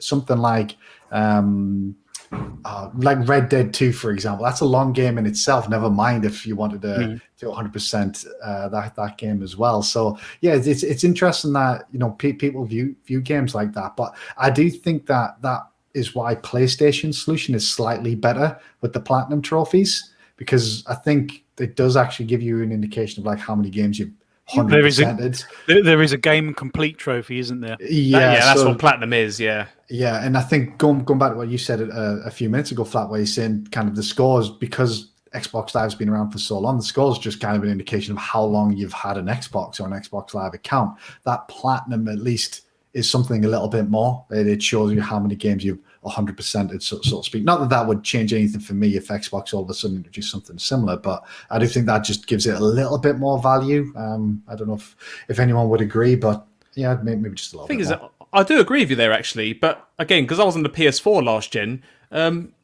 if I really liked the game, I would look at the trophies to see if there was any that was worth trying to get and if there was anything new and dynamic in the game, as we said before about achievements. But I don't know what it is. It was just something about PlayStation trophies which doesn't grab me as much as achievements. Like when I was on the PlayStation 4, I played a lot of games on that platform, really loved them. I think there was only about 2 or 3 games I actually platinum because I love them that much. So I understand what you mean on that aspect. But for the most part, I didn't care. But it wasn't until I jumped back on Game Pass on PC and started seeing achievements pop up again, I don't know. Maybe it's a nostalgia thing because I was back on the 360 and loved it. I completely agree. I just don't find them as satisfying, even down to the noise and the graphic that pops up. Okay. That's so interesting, the mentality behind it, isn't it? It's so bizarre, noise. Even when Microsoft introduced the rare achievement noise, even that had people excited because it was just, it was different. It was a nice, satisfying. And a diamond pops up as well. You're all bonkers. Yeah, chat, let us know. Are we talking bonkers, or do you agree with us there? Let us know what you think of PlayStation versus trophies. Trophies versus achievements, I guess. Sorry, I'll carry on the comments now. So, Indie Gamer says, I definitely enjoy achievements in games that I already enjoy to get extra mileage out of them. Demented Squire 7 again, sorry. At Essex 2, it adds a new dynamic to the game and a way to play them for the miscellaneous achievements. It's why I'm not far from the million gamer score, but also the reason why I have 1,500 games installed to completion. Wow. Who was that, sorry? That was Demented Squire 7. Holy shit, well done. Yeah, that's a lot. Yeah. Indie Gamer, my most memorable achievement is a 100% completion on Hollow Knight. That's an impressive achievement too. That is very impressive. Doesn't it go beyond 100%? With the DLC, yeah, it goes up to 112%, I believe. Yeah, that's it. Yeah. Demented Squire 7 says, very tough achievement to get the Mole High Club, so well done. Stubbs Gaming, I like achievements, but my score is terrible because of years of playing multiplayer games. And I find that interesting. You know what? No, I find that interesting because I love Call of Duty, as we know, but they never had, historically, achievements for the bloody multiplayer side of things, which I always found criminal. I think part of that was the 100% side of things, though. I don't think developers wanted to force people to play multiplayer just to 100% again, because I definitely had that same thing in the 360 era. That doesn't exist anymore, though, or not as much. You say that, but I mean, I've recently jumped onto, it's the Gears of War Ultimate Edition, and I'm really enjoying the single player. I love Gears of War, and I tried jumping onto multiplayer the other day, because Gears is notorious for having a load of multiplayer achievements. But again, the game is a number of years old now, and from my efforts of trying to join a game in all different game types, the game is dead from what I could see. So even if I wasn't trying it for achievements, but if I wanted to, I'm pretty screwed. You have to try and get a private game set together, and you're literally grinding for the achievement and not playing for fun anymore. So it's kind of a shame in a way with multiplayer achievements. Well, but I get that so many people would love them if you play them in the moment they're popular. I'll be interested to know, Demented Squire, if you've had any broken achievements, because I think I've got 970 gamer score on the original Assassin's Creed. There is a broken bloody achievement with one of the Templar Knights that doesn't appear. And I was so pissed at that, and I didn't want to play the whole bloody game again. So yeah, there's a thing obviously as with broken achievements as well that just either don't show up or you don't get them when you should and stuff. So annoying. Another comment here from Malesko who says, never chase achievements myself personally. I just had one come in actually from Kea Sante as well, who says, I've been on a year's quest to get all of the Halo campaign achievements in the Halo MCC. Is that 7? That would be impressive. Is that 7,000 gamer score? Can you I think it's 7,500 if I remember. I think so. He's even said, I even started a club and he's 90% there. Wow. Holy cow. That is impressive. That is super impressive. Because some of those Halo achievements, the Lasso achievements for the campaign, which is legendary with all skulls on, is ridiculous. Like that is impressive. Achievement or not, that's just impressive to do. So and so you say you started a club. If you can send us out a Twitter link or something, if it's available to us, by all means, I'd like to check it out. And I have one more I've just seen actually. Ballman Gamer who says, only game I've ever 100%ed for trophies was Game of Thrones by Telltale Games. Oh, okay. It's interesting. Yeah. We've got one more just before we finish this topic, perhaps, because it's very divisive, this one. But so just as a general sort of a roundup, do you think trophies have we're getting to the end of the road with not trophies, achievement score and gamer score? Are we approaching the end of the road for those? Do you think Microsoft are starting to lose interest and focus on all of that? It's Pucks. I don't know. They're almost synonymous to the ecosystem now. I think if they were gone, a lot of people would be disappointed and annoyed. As I said, from what we've discussed here tonight, it's coming across as many people that don't care about them, and I'm sure there's many more people who feel the same way. then equally, there's many people I imagine like myself out there who, aren't that fussed about wanting to get all of them, but you enjoy them as part of the game experience, I think. So Yeah. I think they do have their place, but I don't think they're as pushed as they used to be. The strange thing is, and particularly around the Halo MCC side of things, is I think every single one of us has, as we've been playing in this Halo tournament, sort of at one point said, "Oh, I've got an achievement pop up, like win 250 multiplayer matches, or that kind of thing." Do you know what I mean? So there's so many achievements in this. And just MCC. to quickly add as well, I mean, just seeing a comment from Indie Gamer who says achievements are here to stay, I think, and I agree with that. But PC, like if you're on Steam, like Steam has its own achievement system integrated as well, so it's everywhere. So does Google Play. So if you play games on Google, they have their own achievements. It's a thing that all gaming communities have sort of, or gaming platforms have sort of taken on board, I guess. Yeah. But I don't. The weird thing is, I don't care about any other gaming platform with any form of achievement other than Xbox, and that's not because Xbox is my preferred gaming platform. I just think that it's implemented the best. I think. I agree with that personally.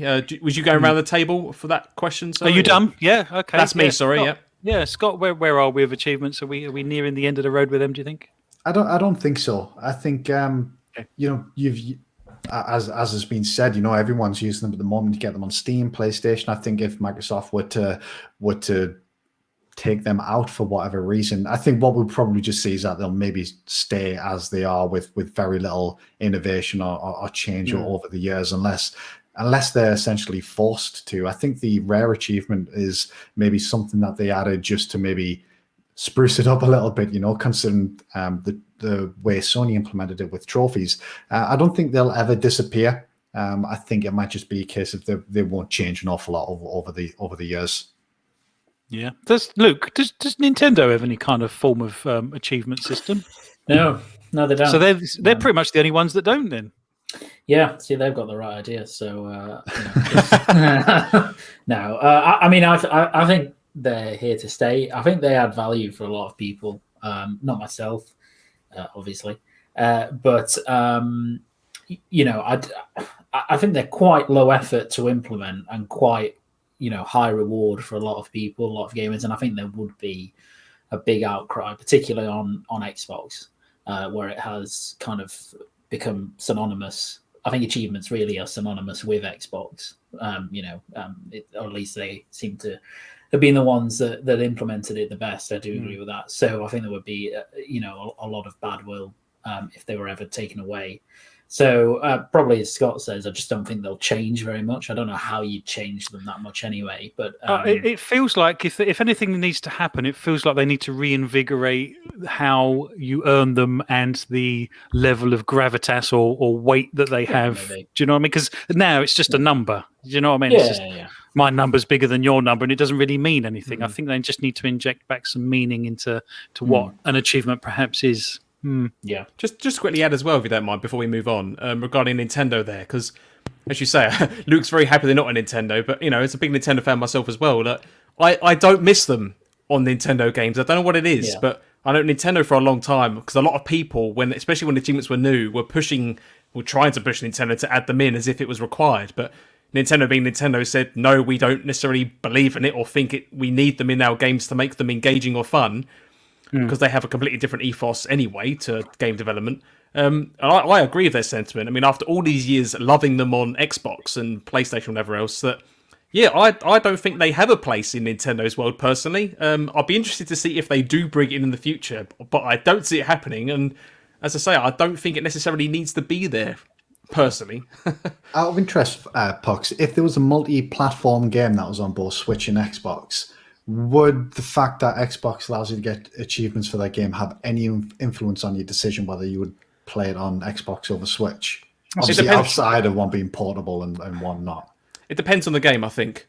Games like Hollow Knight, for example, I decided to pick up on Switch. Absolutely loved it. And to be fair, even a lot of multi-platform games anyway, for that I've seen, if they have achievements on one platform and then they're also coming to Switch, they have their own kind of in-game achievements. So they're not obviously not system-wide, but just for that game, they have the same requirements, but you just don't get any form of score on a banner.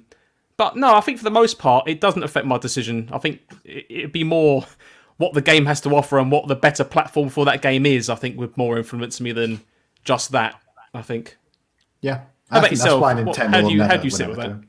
I mean, personally, obviously not caring about achievements, it wouldn't really matter to me too much anyway. But I do wonder whether that's something where Nintendo would have to change it. But I guess if maybe someone like Demented Squire, who obviously is very much invested in that, and I think I just saw a comment actually by Dragon Wolf who mentioned it might help keep people in the ecosystem depending on how the score is. And I think there is an element of that as well, because if you've got this career or this history on a platform, and then you go over to PlayStation next generation, you're essentially starting from scratch. To some people, that might mean something, and that's what prompted the question about the Switch. Is like, are these things maybe even influence people's buying decisions? Because on one platform you can get them, and Switch, as we've seen, is pretty much the only platform that doesn't. You get on Steam, PlayStation, Xbox, so you get these achievements. It's just Switch that doesn't. So it's interesting that for you, didn't. Yeah, I just want to add to that. I've just seen a comment from Demented Squire who says that, because I know this is only for Minecraft, but Demented Squire says that Minecraft has achievements on Switch, but it unlocks for Xbox and not Nintendo. And I believe that's because Xbox Live has its own separate integration that you can have, and Nintendo have obviously allowed that. So that's quite an interesting thing. Yeah.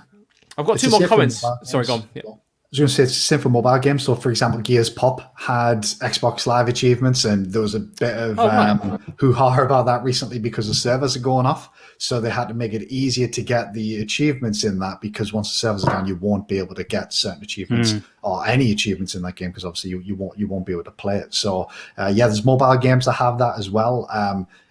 Games like Solitaire on Windows have Xbox Live achievements, I believe, as well. So, yes.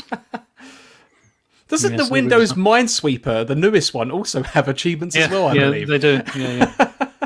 That's bizarre. Do you want me to finish these comments and we'll move on? Let's just do this one. Dragon Wolf's corrected me. It's play 250 levels of multiplayer. I think I said win, so no. Nice correction.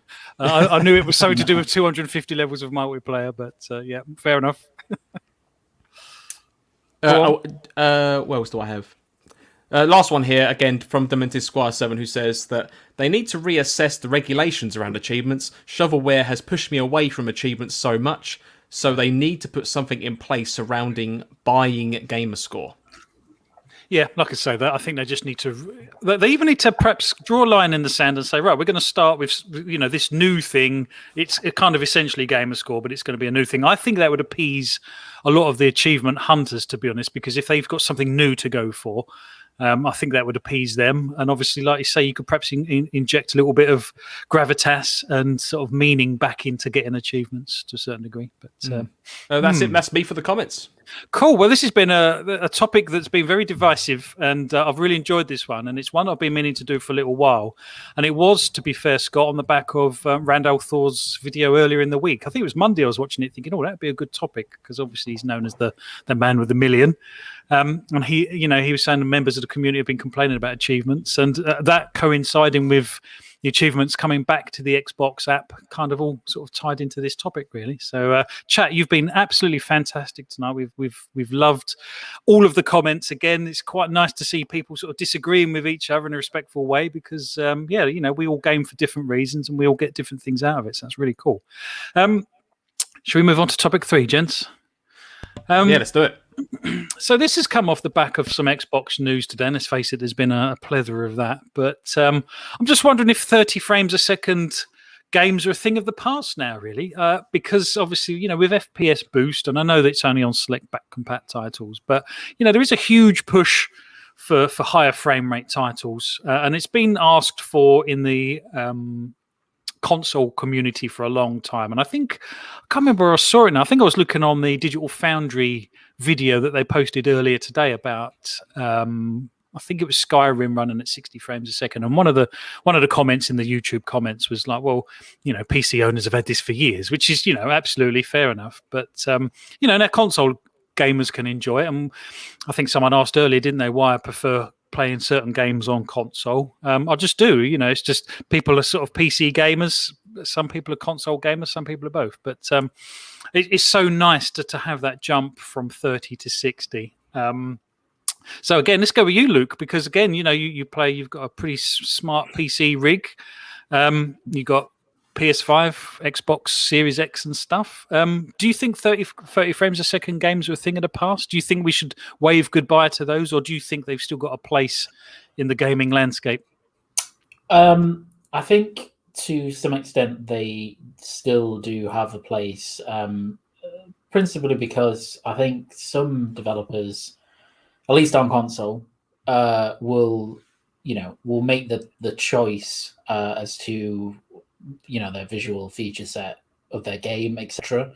And depending on the hardware that they're running it on, they might feel, or they might plump for certain things in place of 60 FPS, i.e., we can't do this game with how we want it to look from a visual standpoint without running it at 30 FPS. However, I think what this generation in particular has shown is that a lot of developers are now willing to put in the extra effort to give you a choice of what you want. So if you want, a 60 FPS version of that game, then there's a mode for that, or a 30 FPS one with bells and whistles. And some developers have gone, the other way, and they're just making 60 FPS games now, right? And that's the version. That's the default mode. There is no other mode. So I suspect there are still going to be 30 FPS games, but I think even in those games, by and large, you will see, options to run at 60 at lower resolution, reduced graphical features, etc. Unless you go over to the PC Wonderland, of course, and then you can. It's just whatever your rig can do. But and I think it's great. I think that's great. Oddly enough, for someone who games on PC a lot, and tends to, pretty much runs at 60 all the time, I don't actually have any issue with 30, which I know is blasphemous if you play on PC. But I think as long as it's a stable 30 and there's kind of some good motion blur.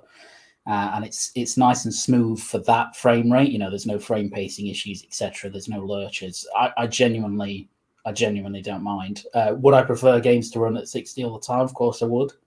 But sometimes that's not possible because developers have chosen a graphical feature set that's not compatible on console with that frame rate. So I think they're here to stay, but less so in the coming years. I think there will be a general move to 60, but I also think it's a little difficult at the moment to gauge that, because a lot of the games we've got at the moment are of course cross-gen, and so it's very easy when you've got a cross-gen game to bump it up to 60, right?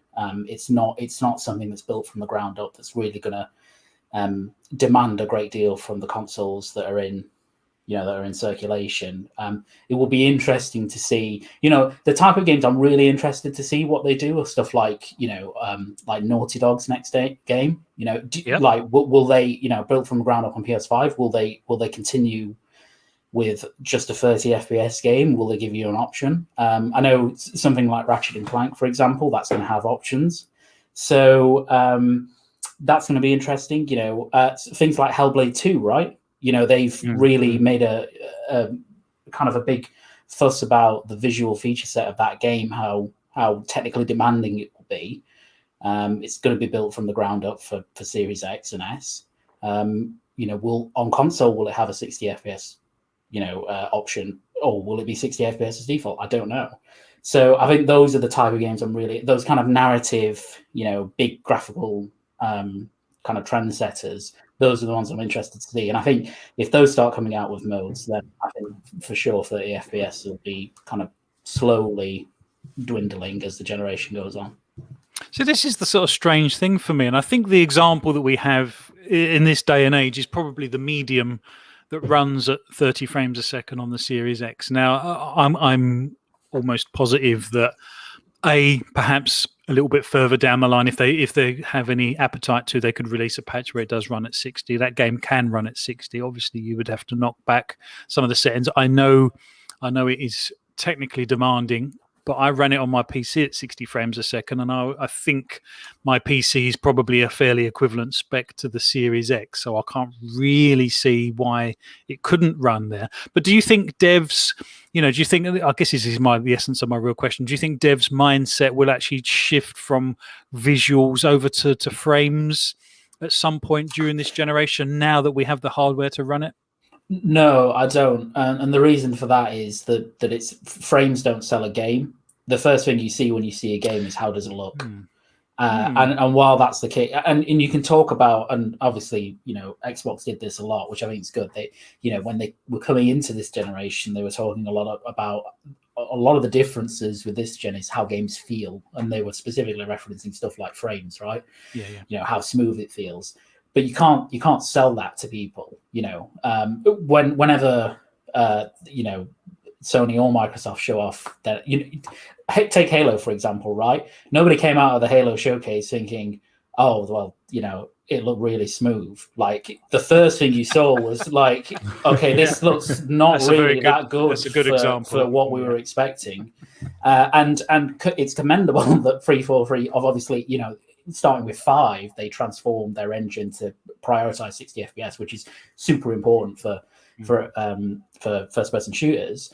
But it's not the thing you remember about Halo Infinite, sadly. The thing you remember is, well, this looks a bit shit for what I was expecting, or at least that was what I came out of it as. Yeah. I'm sure it'll look great when it releases, by the way. But so I think while that exists, and that always will exist, people, games will target visual feature sets that are at the AAA end, at least, extremely impressive to look at, and that helps them sell the game. And then on the back end, if they can have an option for 60 FPS, I mean that's the best thing. Yeah, no, fair enough. And it's just a strange thing is because we've gone from a generation of Xbox One and a lot of games being at 30 frames a second. If you had a One X, you may get a 60 frame cap. I mean, very few games ran at a solid 60. But now we've gone to the Series X. We are genuinely talking 120 frames a second. That's a massive leap in kind of the space of one generation, really, where the base OG Xbox kind of played games at 30, and now the Series X can run them at 120. That's a massive leap forward. And I think, obviously the consoles are based on PC hardware to a certain degree anyway. And it's just a matter of kind of catching up with the PC side of things. But Luke, let's come to you with FPS Boost. Have you had a chance to try any of the games in FPS Boost? No, have I actually? No, I haven't. I haven't actually had a chance to look at those yet. How about you? About Scott Pucks? Have you had a chance to play any of those with FPS Boost? Yeah, I tried Prey last week or earlier in the week. Once that came, because I think one of the comments that I believe from Digital Foundry was just how it almost transforms the game, not just in terms of how it feels, but things like input lag, which is one of the things for Dishonored that I think we maybe touched on last week, actually, is just how it didn't feel good to play because everything just felt delayed. So I was excited to try both Dishonored and Prey now that they've got the FPS boost. Now, the thing is, I didn't play Prey originally, so I've got no real comparison point, but what I can say is it just feels bloody good to play now. It just feels so smooth. And I think BMG may have mentioned in the chat there that he can't imagine going back to sort of 30 FPS. And I think I'm very much of the same. I'm the same. I agree with Luke entirely that I think 30 FPS is here to stay, but personally speaking, 60 FPS is just what I want to see a lot more of. See, I don't know if I do agree with Luke. I don't know. I just don't know how game devs will take that going forward. You're completely correct, and that's a very good example to use of obviously Halo Infinite. Like you say, no one sat back and thought, "Oh, this is silky smooth" compared to the horrendous pop-in that was obvious on the screen and stuff. No, I completely get that, but I don't know. I think, like you say, once we as a console gamers have started to experience 60 and above 60 frames a second, I just don't think there's any going back, is there? I'm hoping. Well, okay, now that has on it. We're kind of coming on to that, if that's all right. We'll come on to that because that was one of the things that kind of makes games look pretty, and there's obviously a big selling point for these consoles. And perhaps I don't know how the chat feels. In fact, let's do it now. How does the chat feel? Do you think what's more important, ray tracing and a beautiful game, or the frame rate? It's interesting because I know devs will want to show off their sort of coding prowess. And sell and market their games as having ray traced, visuals, lighting, shadows. There's lots of various things you can use ray tracing for, or whether they would prefer to show it off as running 120 frames a second. Because I was really impressed that this year's Call of Duty was running both with ray tracing, albeit ray traced shadows, but also 120 frames a second. That's a massive achievement and a leap forward to where we were. I don't know if ray tracing might hinder the frame rate side of things. What do you think? Yeah, I think that's basically why I agree with Luke, because ray tracing is going to be something that is going to be, I imagine, fairly popular with developers. It's obviously something that both Sony and Microsoft in particular, have pushed as being, our console can do ray tracing, and we know how demanding that is on hardware, especially on the AMD hardware that's not quite as mature as NVIDIA's offering. So I think that is going to hold things back. And I think what we'll see is maybe something like what Sony has done with maybe Spider-Man. If you look on that, I think they originally launched with a 4K 30 and a 1080 60 mode, and then also a 1080 ray tracing mode, I think. And then they launched a fourth mode later, which was 4K with ray tracing, but with basically everything else dialed down. That there was very little going on in the environment, very little in terms of just people wandering around the street. So I think we'll get to that place where essentially we're just going to have options, and I think it's kind of closing the gap to what you see on the PC side, where you have that flexibility to make the decisions yourself. Obviously, it'll be a lot more restricted, but I think we'll start seeing games shipping with 2 or 3 or sometimes even more in Spider-Man's cases, options where the user gets to decide. Because I do wonder, outside of our enthusiast bubble that I think we obviously sit in, how many people care about frames? I often look at the Nintendo Switch, and quite frankly, a lot of their games run terribly. You look at something like Breath of the Wild, and I think that had some serious issues with frame rate. One of the things that stands out to me about Pokemon Sword and Shield was just how bad the frame rate was in the wild area. It was quite jarring, especially for someone that was coming from a 1X, where we had those options going back to the Switch. And obviously, those games sell like hotcakes, and those consoles are selling out. They can't make enough of them. So how much do the general gaming population care about frame rate? And I think it comes down to what Luke said, the prettiness sells games, not necessarily frame rates. Yeah. And I mean, like, just to piggyback off of that, I remember having chats with some of my friends that play games, but pretty much all they play is stuff like Call of Duty and FIFA, and maybe they played something else every once in a while, but and they didn't even know what FPS was, essentially. Because I would ask them, like, well, why do you why is Call of Duty so good to play? And they'd be like, oh, well, it just feels really good, and clearly, it feels really good because, well, one of the reasons it feels really good is because it's running at 60 FPS. But people don't, out of enthusiast circles like ourselves and the chat, etc., people don't really care a great deal about this sort of stuff. As in, clearly if a game is a 30 FPS and it's dropping frames all over the place and it's it looks crap, that's an issue, and then people notice that. But otherwise, people don't notice this stuff, or don't look into this stuff, or don't really care a lot about this stuff. So and that's the thing. I mean, that's the point, that it's the prettiness of a game that sells a game. And with ray tracing, I mean, ray tracing is like the future of real-time video game rendering. So I think some developers will absolutely make the choice to go that route rather than frames, because they'll want as close to photorealism as they can possibly get. But I think, like Scott said, and the Spider-Man example is a really good example, where you have all these different modes that, for an enthusiast, give you the option. So you can you can have your ray tracing and your 30 FPS, 4K. I think the other mode at launch was a dynamic 4K with at 60 FPS with no ray tracing. I think it was kind of the 1440p mark generally.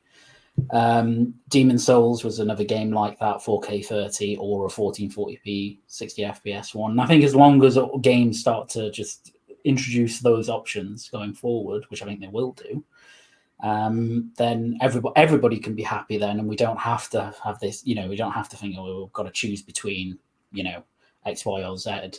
We have the choice to do that. But I do think some developers will plump for, making their game as visually stunning as possible over frame rate.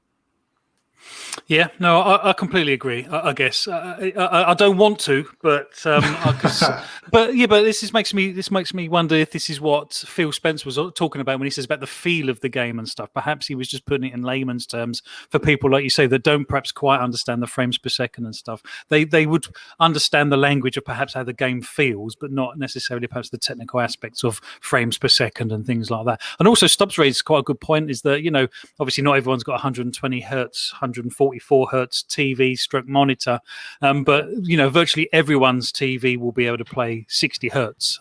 So there isn't even a hardware limit to that. Pucks, have you had a chance to have a go on FPS Boost yet? Because I downloaded the update for the Outer Worlds and I tweeted it the other day. It is such a different game with 60 frames per second. I absolutely really enjoyed playing the Outer Worlds at that frame rate. Also, I noticed Auto HDR was switched on. I thought that game already had HDR, if I'm honest, but Auto HDR seemed to be switched on as well. And it was fantastic. Have you had any FPS boosted games yet, Pucks? No, I've not yet jumped in. I'm still meaning to, but I find it very interesting what you're all saying. Actually, it's a very interesting topic as to where the future of games is going and what the priorities are. Because, this is basically kind of touched on more from what Luke was saying anyway. But my 2 cents from a slightly different angle, I guess, or using different words, is that whether or not the question is 30 FPS dead. I think I would argue that the only reason that 30 FPS was ever an option, especially in the 360 and Xbox One, PS4 era, is purely down to technical limitations as to where technology was and where it went in the years after these systems are released. Because at the time, when it comes to Xbox One, PlayStation 4, the hardware is that. Yes, these guys tried to future-proof as much as they can, but you can't read the future. And it was, especially throughout the 2010s, I would argue that gaming technology, it increased. Or it boosted it in advanced so significantly more than I'd argue we'd seen in the previous decade. That is pretty subjective, I understand that, but at least from my perspective, I would argue that it was very what's the word? Advantageous. That's the word. Very advantageous throughout that period of time. Especially with the advent of things like streaming and stuff as well, when I think more people are being exposed to things like frame rates and all this kind of stuff, and technical buzzwords effectively, but they are important. But similarly as to what some good points that Scott brought up as well, like regarding the Switch. You could argue that things like Breath of the Wild, it ran, I don't know, between 30 and 45 depending on what area you was in the game. But I think we all accepted it for what it was because it was The Legend of Zelda, and I think because it has that. The franchise has its own kind of legacy at this point. It's been around for 35 years now. So people love it that much that they can put up with it. But then, if, say, again, going back to things like a Switch Pro coming out, if you can play Breath of the Wild at 60, I think at that point, people would they jump back to it? I don't know if people would care as much as what people think they would do, if that makes sense. Like you mentioned that your question was if I played FPS boosted games. I haven't yet.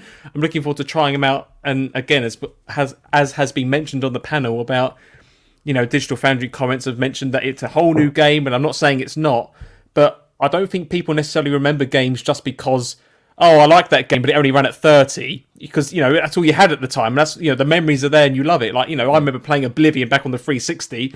I never thought then, oh, this game's trash because it's only running at sub 45 or whatever else, Put it in the bin. Yeah, exactly. You love it for what it is. So, as has been mentioned again, I think it's actually a large minority of people really care about this stuff. but we just don't see it, I think, because we are those hardcore gamers which are almost at the center of the circle, if you get what I mean. So we're so exposed to it, I can't help but feel that maybe a lot of hardcore gamers are trapped into thinking that everyone cares about this stuff, when maybe they don't, you know? Yeah. Does that make sense?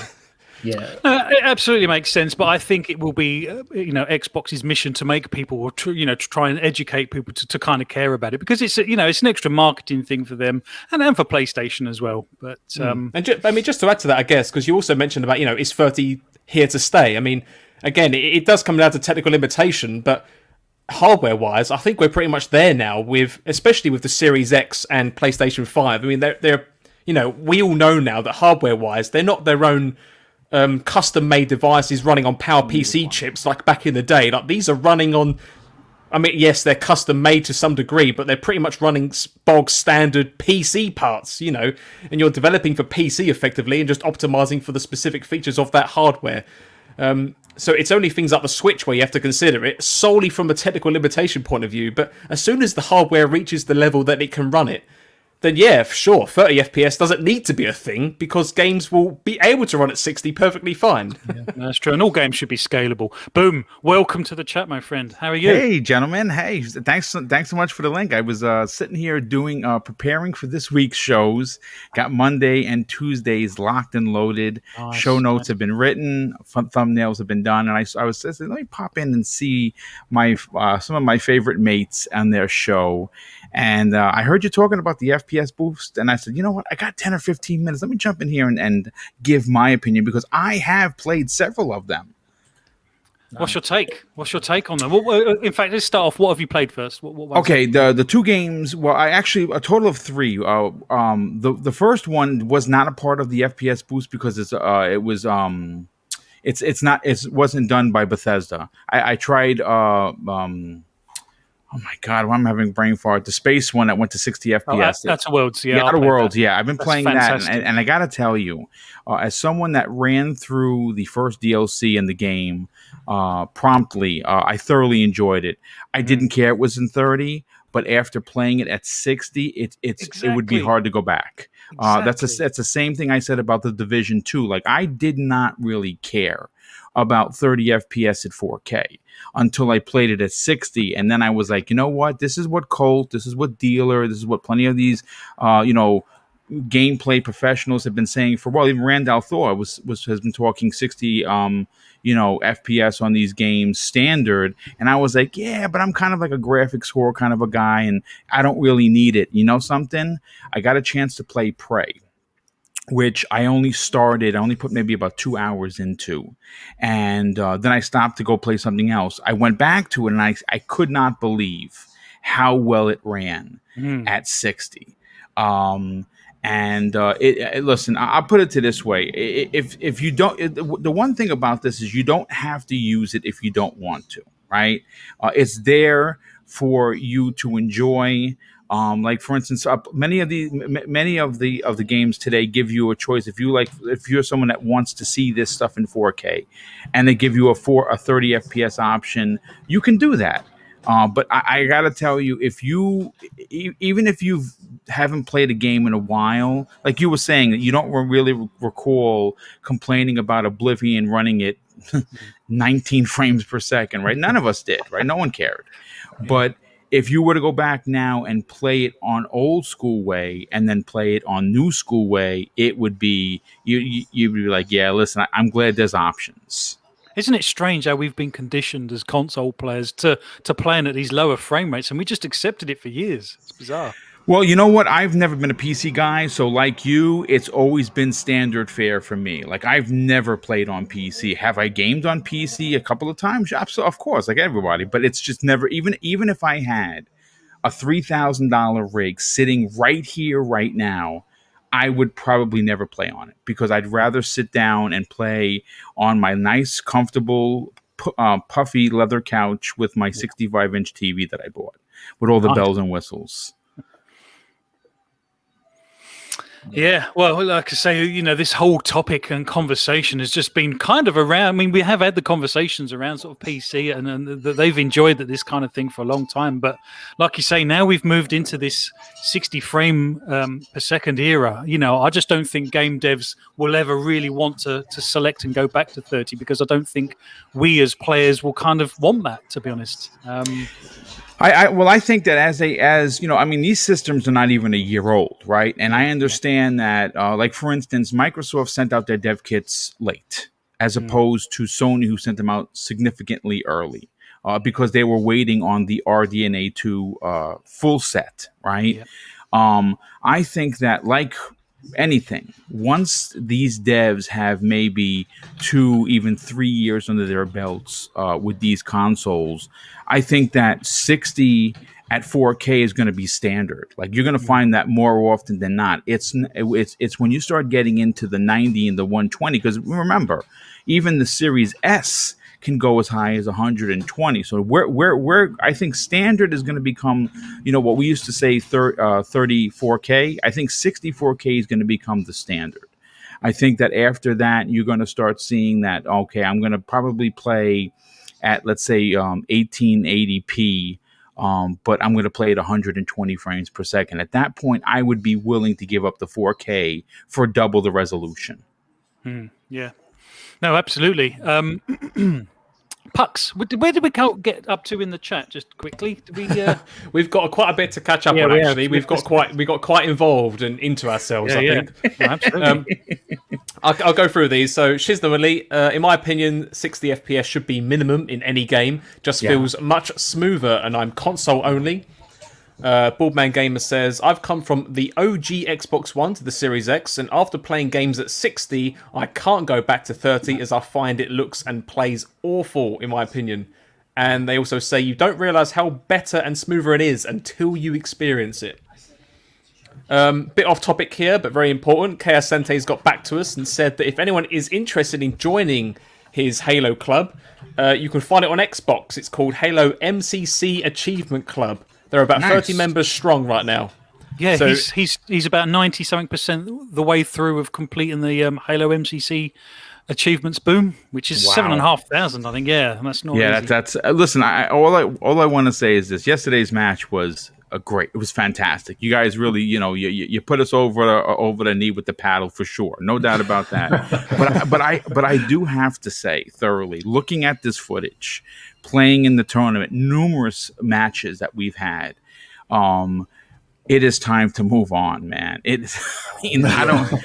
don't want to sound like a hater. I mean, man, you have to respect where Halo came from, but I got to be honest with you. I am so looking forward to seeing what they can bring to the table for Infinite and what multiplayer. See, this is where a game that I am going to thoroughly enjoy both portions. Like, for instance, Gears, I don't usually do the multiplayer. Have I played? Sure. But I usually go straight for the single player aspect of that.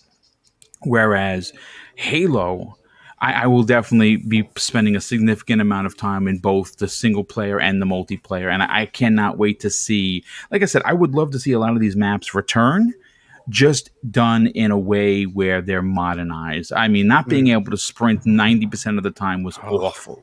Yeah. The spawns, just awful. It was, there was some, I a couple of times, I mean, me and Mr. Bedbit were talking, you guys couldn't have heard us. We spawned behind enemy lines a dozen plus times where I literally would spawn it and I'm getting shot. I'm like, okay, I see I'm going to die immediately. Yeah, I think Halo 4 is okay still, because you've got like the modern stuff, like you've got sprint, etc. And it's just a faster game. Even the BRs seem to be more potent. Yeah, but then you go to 3 and it's just like you're walking in mud all the time, and it's just and then 2 and 1 as well. But yeah, I totally agree. I think if they can, especially on Infinite, if they can take the kind of the movement they had in 5 and amp that up, which they will do with stuff like the grappling hook, right? All that kind of stuff. Yeah. Like, I mean, it'll be fantastic to play, and like, just slightly off topic, but like if you go and play like the new Doom Eternal DLC, which has all of these kind of new grapple points in the environment while you're doing combat. Like the move, and you have a dash and stuff like that. The movement is just incredible. Like it's incredible. Very fast. Yeah. I was playing Halo 5 last night with Tushi's Gaming, and I've not really played much multiplayer on Halo 5. That felt quite slow and clunky as well. I was expecting more from Halo 5. Listen, it's probably the better of the multiplayer, but it needs a shot in the arm.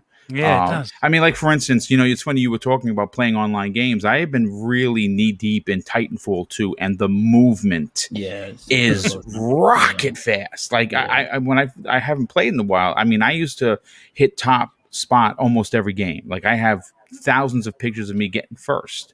And, I hadn't played in a while, and I realized that my I need to, I guess, get my skills back.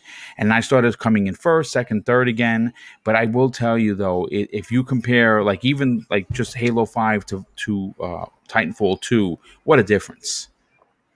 I love Titanfall. I'm quite new to Titanfall 2. I only played it, I don't know, a few months ago. Absolutely loved that game. It is. In fact, tomorrow night's primetime gaming, the entire show is going to be all footage. I have almost 3 hours worth of footage. Oh, wow. It's going to be because, again, it's just one of those games that we're going to be talking about. Why isn't there a Titanfall 3? Yeah, no, that crept up a few times, didn't it? Because I think people were sort of hoping for Titanfall 3, and it still hasn't been announced. So, yeah, exactly. Yeah. Where is it? Why isn't it here? I think ultimately Titanfall 2 just didn't sell well enough, and that's why. You know what, and you're right. You're right, Scott, for sure. But you know something, I blame EA's stupidity. Yeah, when you sandwich Titanfall 2 between Battlefield and Call of Duty, I mean, like, what do you think is going to happen if you put those 3 monsters in a 3-week span? I mean, come on. Yeah, it was entirely of their own doing, and Titanfall 2 was my favorite of those 3 releases. Yeah, 100%. Titanfall 2. But yeah, they sent it out to die, unfortunately. Mm-hmm. The most disappointing thing about that is people saw it coming. You ask anybody, like anyone that would, in the chat or on this show, if you ask someone, right, where should we put Titanfall 2? We've got a window where Battlefield and Call of Duty coming out. Where do we put it? And you just say, literally anywhere else. Just make sure it's not in between the two of them. And yeah, I think Respawn, they commented on it and they were confident that it would do well, but ultimately, there's only so much time, and Battlefield and Call of Duty are just the juggernauts of like the fall window for games, unfortunately. And yeah, massive shame, and I do hope we get 3. I really do hope we get 3. You know what? I wouldn't be surprised when listen. I think that at this point, it's safe to say that it's not really if, it's just a matter of when. You know what I'm saying? Like, I know that they're waist deep into Apex, and I know that they're working on the new Star Wars sequel. But I think that with the money that they've made just solely on Apex, they can turn around and build a Titanfall team to support that game. And again, it's just, obviously it's really just about when, and I think we're going to get. I just don't know when. But listen, gentlemen, I didn't want to take up. I hope I didn't throw you off your game by sending me the invite.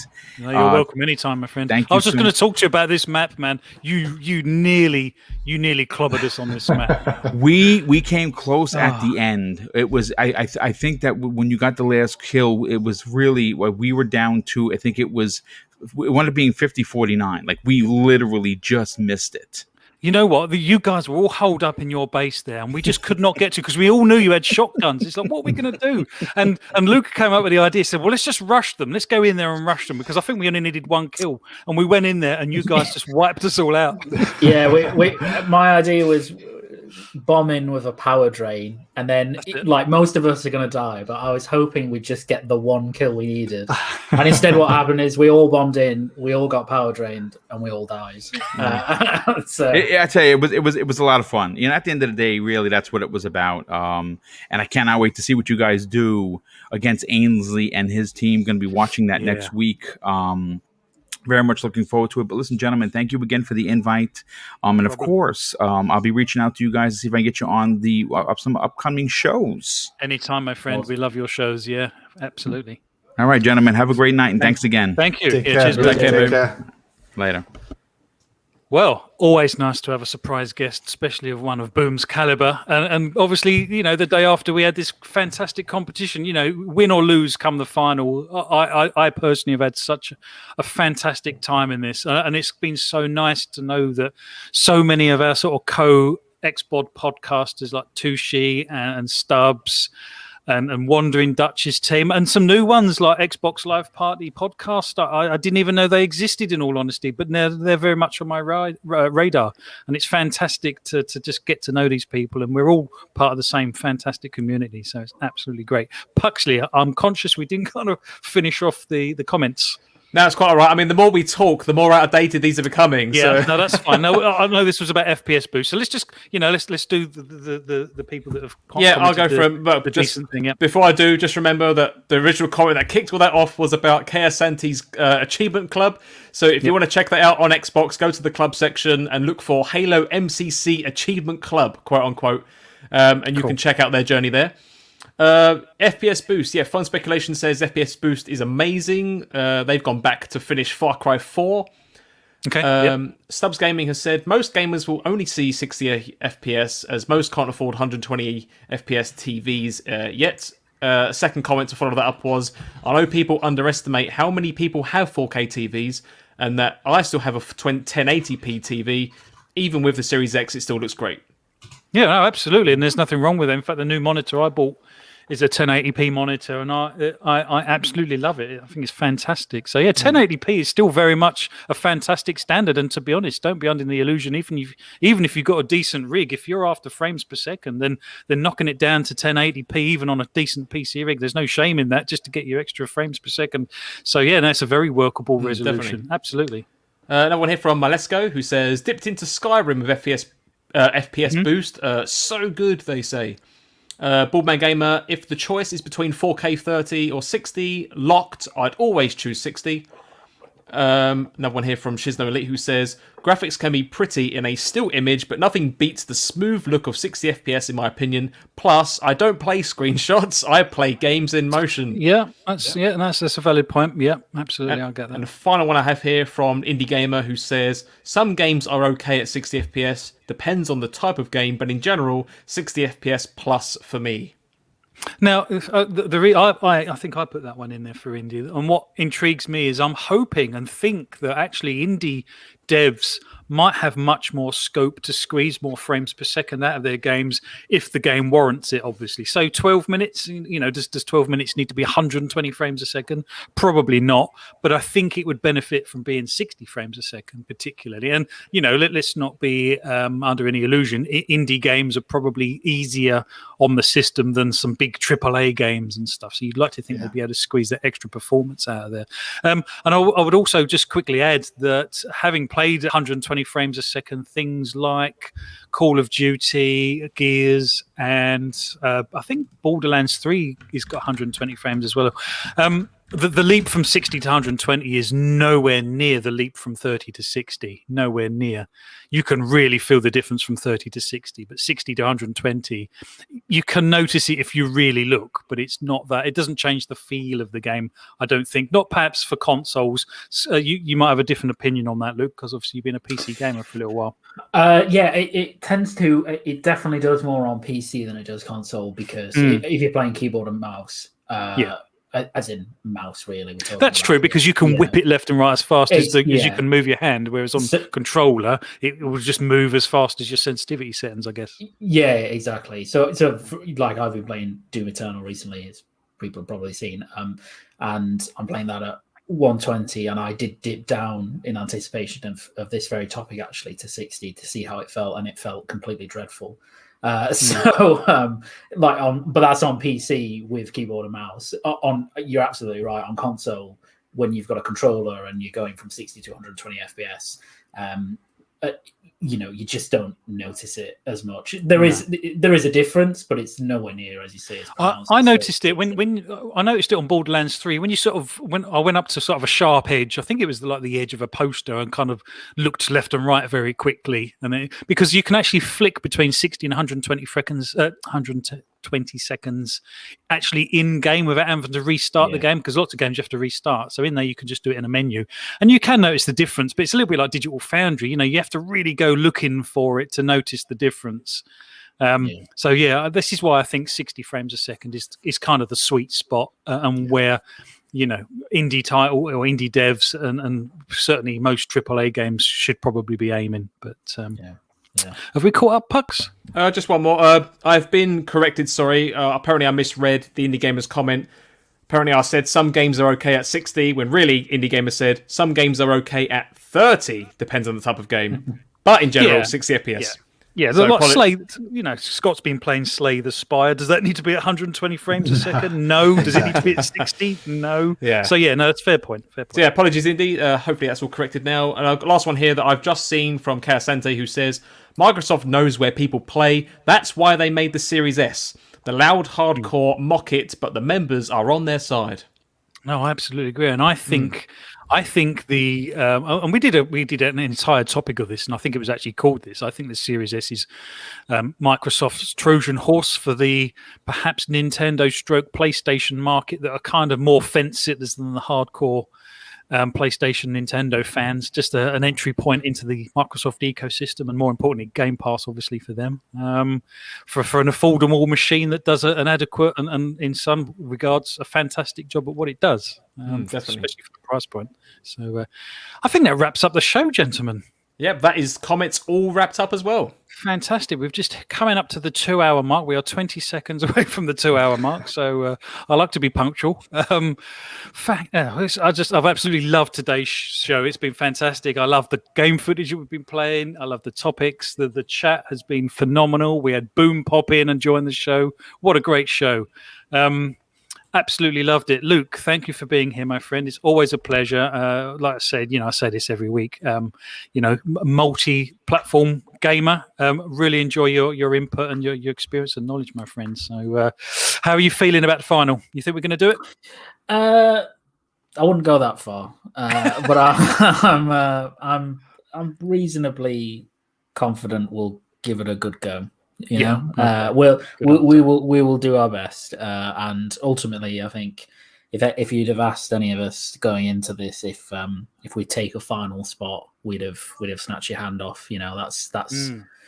That's been really good that we've managed to get this far. So I'm happy with that, and we'll absolutely battle to try and win it. But yeah, it's been a great show, and the chat's been fantastic tonight. Really chat has been awesome. Thank you so much. We've had some new people. It's always a delight to see new people, particularly when they sort of stick their thumbs up and say they like the show. We love building this community, and we've got Stubbs in the chat. He's got his own community, and we're all part of the same community. Boom, Indie Gamer. It's just great to see you guys in there. We all share the same community. And it's nice to see new people popping in and checking out, different content and stuff like that. So it's absolutely fantastic. Scott, again, thank you for being here, my friend. Are you confident for the final?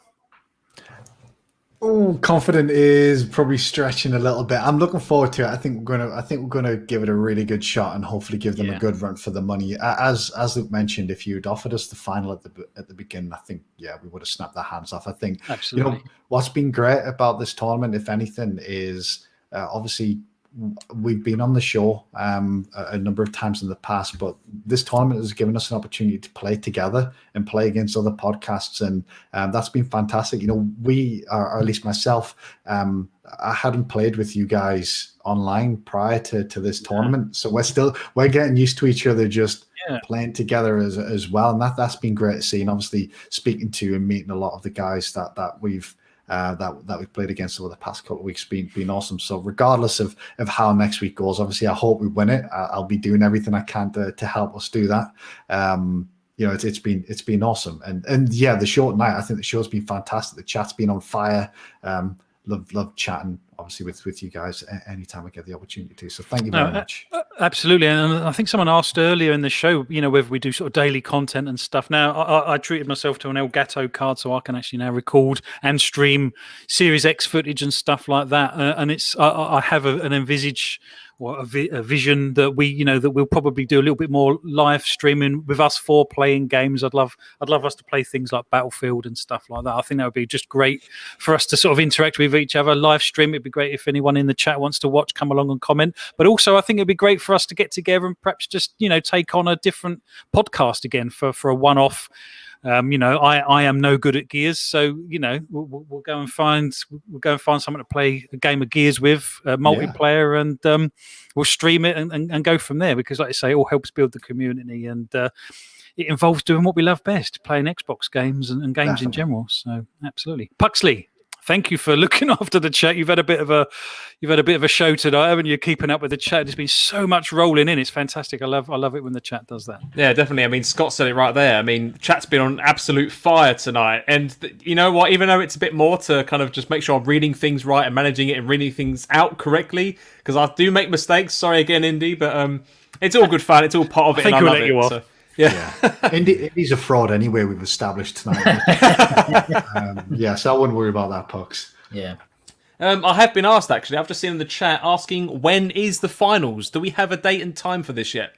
It's going to be next Saturday, and I am just waiting for confirmation whether it's going to be 9 p.m. UK time, which I believe is 5 p.m. Eastern. So it's looking like it's going to be 9 p.m. UK time next Saturday. But I will confirm that on Twitter. Cool, sounds good. But no, apart from that, really enjoyed tonight's show. And again, thank you, chat. You've been absolutely awesome tonight.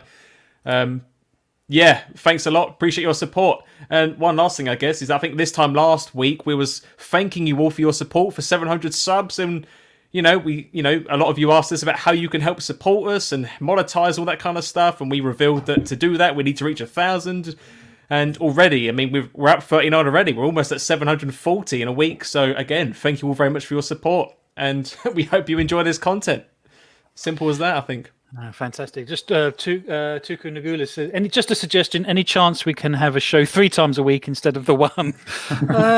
Okay, well, let's think about that. I think as much as we'd like to, it's all down to personal time commitments, I'm afraid. Because But no, I appreciate the sentiment. And perhaps, rather than perhaps doing a podcast, Pucks and I did used to do a midweek catch-up, didn't we? And I know that there are things in the wings that we perhaps might be able to do some midweek stuff as well. So keep we've got some ideas planned we're going to test out, I think, soon. So you'll all be let know about it once we know. So absolutely right. Well, I will tweet out the final. We'd love to see you in the chat. Show your support for either side. It's it's just fun and games at the end of the day. But chat, you've been a fantastic panel. Thank you very much. Boom, amazing that he came along, popped in, and just had a great time. So thank you everyone. Thanks for watching, and we will see you on the next one.